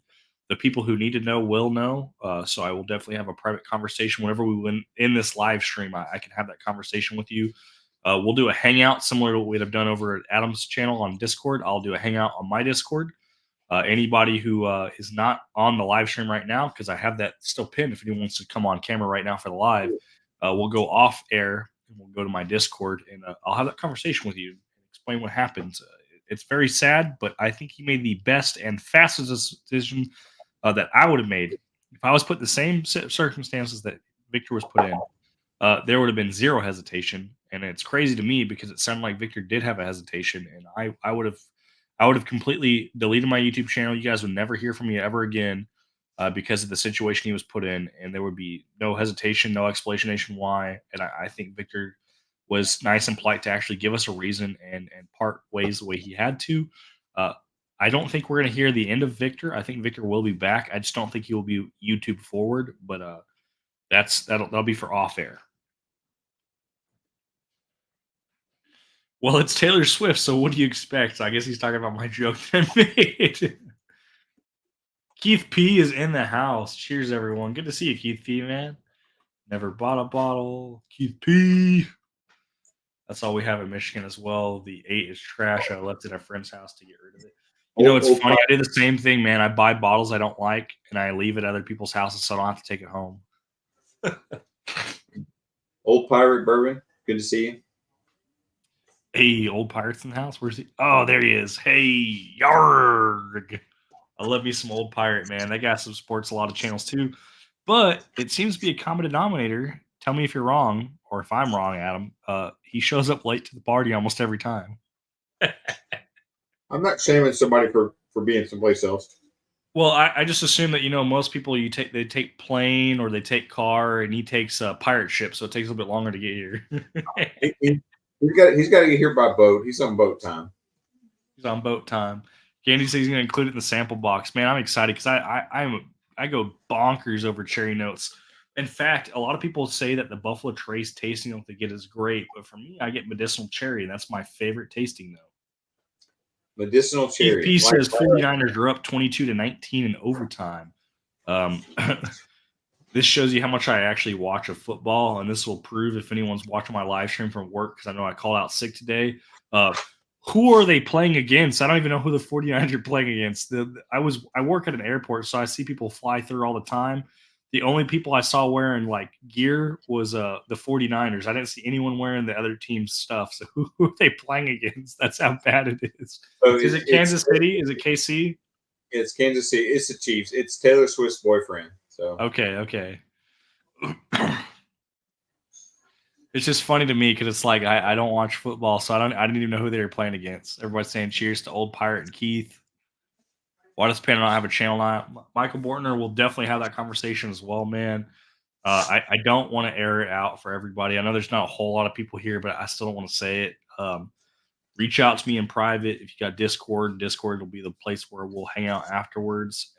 I'll post that link one more time. I think I have it copied and pasted already. Let me just go ahead and paste it. Yep.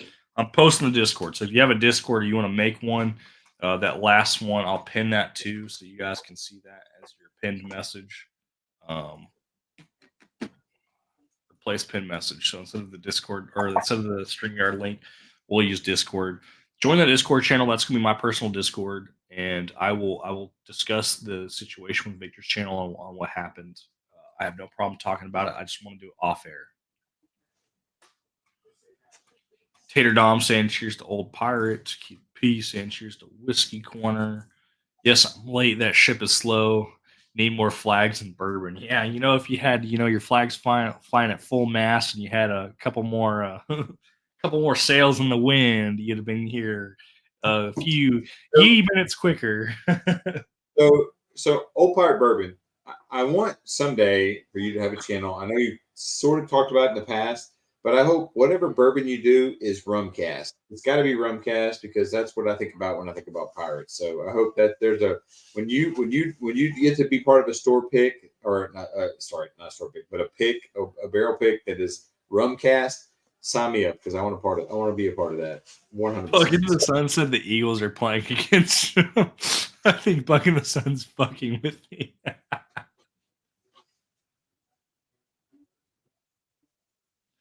Maybe that's who he wanted to see in the freaking Super Bowl was the Eagles. It's most definitely it'd be rum/bourbon. Speaking of rum, we do have a rum. I will not open it because I have a coworker. Well, I say coworker. He's a superior now, but I spend time with him outside of work, and I have a bottle specifically for him.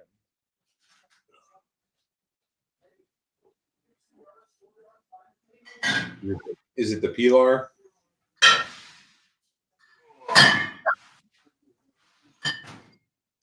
I've had a lot of people on my channel talk. I'm going to buy a bottle of rum, and there's like the Appleton Estates, the Pilar, and then the X.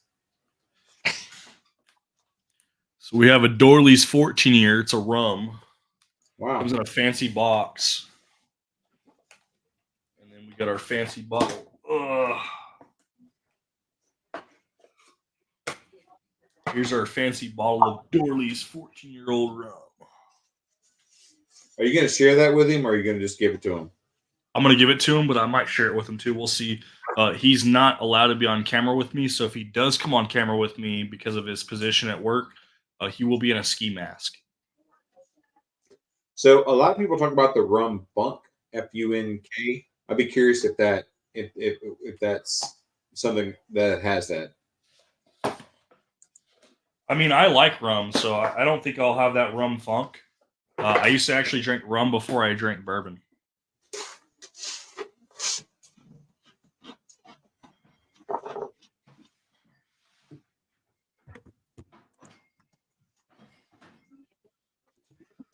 Oh.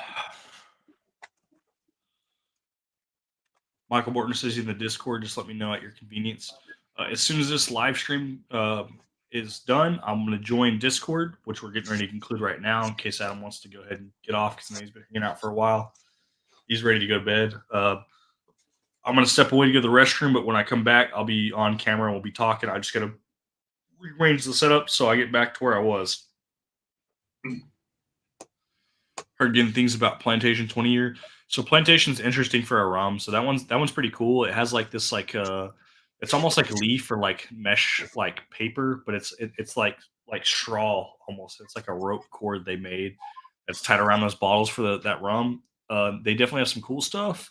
And I noticed that the price per bottle based off years is not even close. Like whiskey, if you talk about old whiskey, that people want premiums for it, but for rum, you can buy some pretty expensive rums that are like under 20-year age statements for like sub $200, and most bottles for rum, even the high end stuff, is sub $100.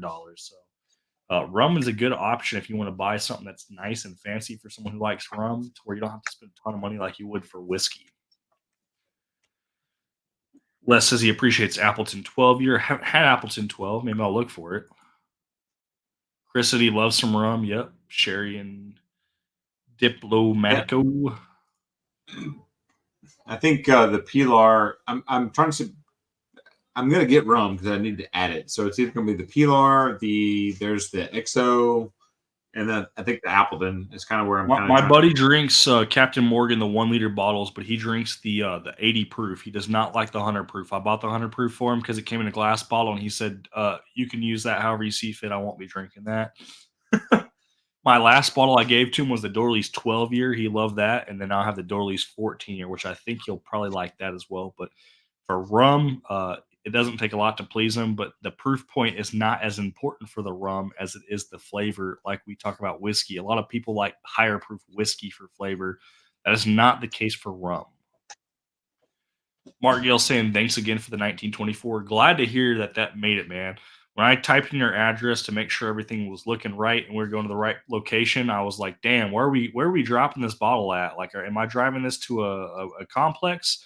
Because I can't tell if you like live in the Ritz and you're like in a high end apartment complex, or if this is like like exotic platform where you know. It was just funny. I was like, I hope this goes to the right person. So I'm glad you got it, man. The exact same problem. I sent Mark some stuff, and it's like address sort of found, and I was just like, crap. I literally typed it on Google Earth so I could see the actual like physical location. I'm like, does this look right? Like, does this, because it looks like a retirement home, it looks like an apartment complex, it looks like a high end studio apartment. Like, I can't tell if we're delivering to the richest. Like, this man's driving a McLaren in the background, or what's going on. It's funny. I had the exact same problem. I was just like, I hope this is the right place I'm sending it, and it worked out. So it worked out fine. So Danny said the only rum he owns is a Grander 10-year Panama toasted single barrel, 106 proof aged, and Woodford cask 10 months. I mean, yeah. I mean, rum is rum at the end of the day. It doesn't seem like the proof point matters. 106 proof is actually quite high for a rum. And I say quite high loosely. So like aged rum. So like normally if you go to like the store to buy rum, you can buy like Bacardi 151, which is 151 proof, but it's clear. The aged rums, the ones that I would typically think would associate with like Pirates of the Caribbean, Jack Sparrow type stuff, they're going to be aged in a barrel and they're going to be brown liquor, just like our whiskey. The proof point doesn't seem to be as important. I think the quality of sugar. Like I had someone pull me aside in the store and give me like a 30-minute lecture on sugar. Like and I'm going to mess this up because I've been drinking. There's blackstrap sugar, and then there's another form of and I can't think of what it is. There's another sugar that they have, and it's a quality of sugar that they use on there. So it really does matter what level of sugar that they use on there. So that's part of the problem. So Mark Gale saying 1950 built apartment with 15 apartments. So he's in a very small apartment building. And then the important message for everyone who watches football, Gunnar L said the Kansas City Chiefs have won. He said that the Chiefs won with 3 seconds left. Incredible, because if I remember right, they were not winning at first. San Fran was. So during overtime. So the final score, Keith P says, is a 25-22 victory. Oh, wow. Chris Jenkins says he's got to go to bed. Good night, everyone, and thanks to RJ and Adam. So we're also going to be peacing out from here. I am not going to bed. Adam probably is, but I am not going to bed. I will be switching over to Discord. So if you guys want to hang out with Discord, cameras on, off, audio on, off. It's up to you guys. I'm going to switch over. So we're going to call this a stream. And our final message is from the Bloody 81 saying the Chiefs have won. So, okay, got the dog in the stream. All right. Well, thanks, guys. Have a good night, Adam. Thank you so much for hanging out with me and enjoying those pours with me. All right, man. Even if you were drunk and you couldn't enjoy them to their fullest. All right. Have a good night. Good night, guys. I'll see you on Discord. All right. Peace out.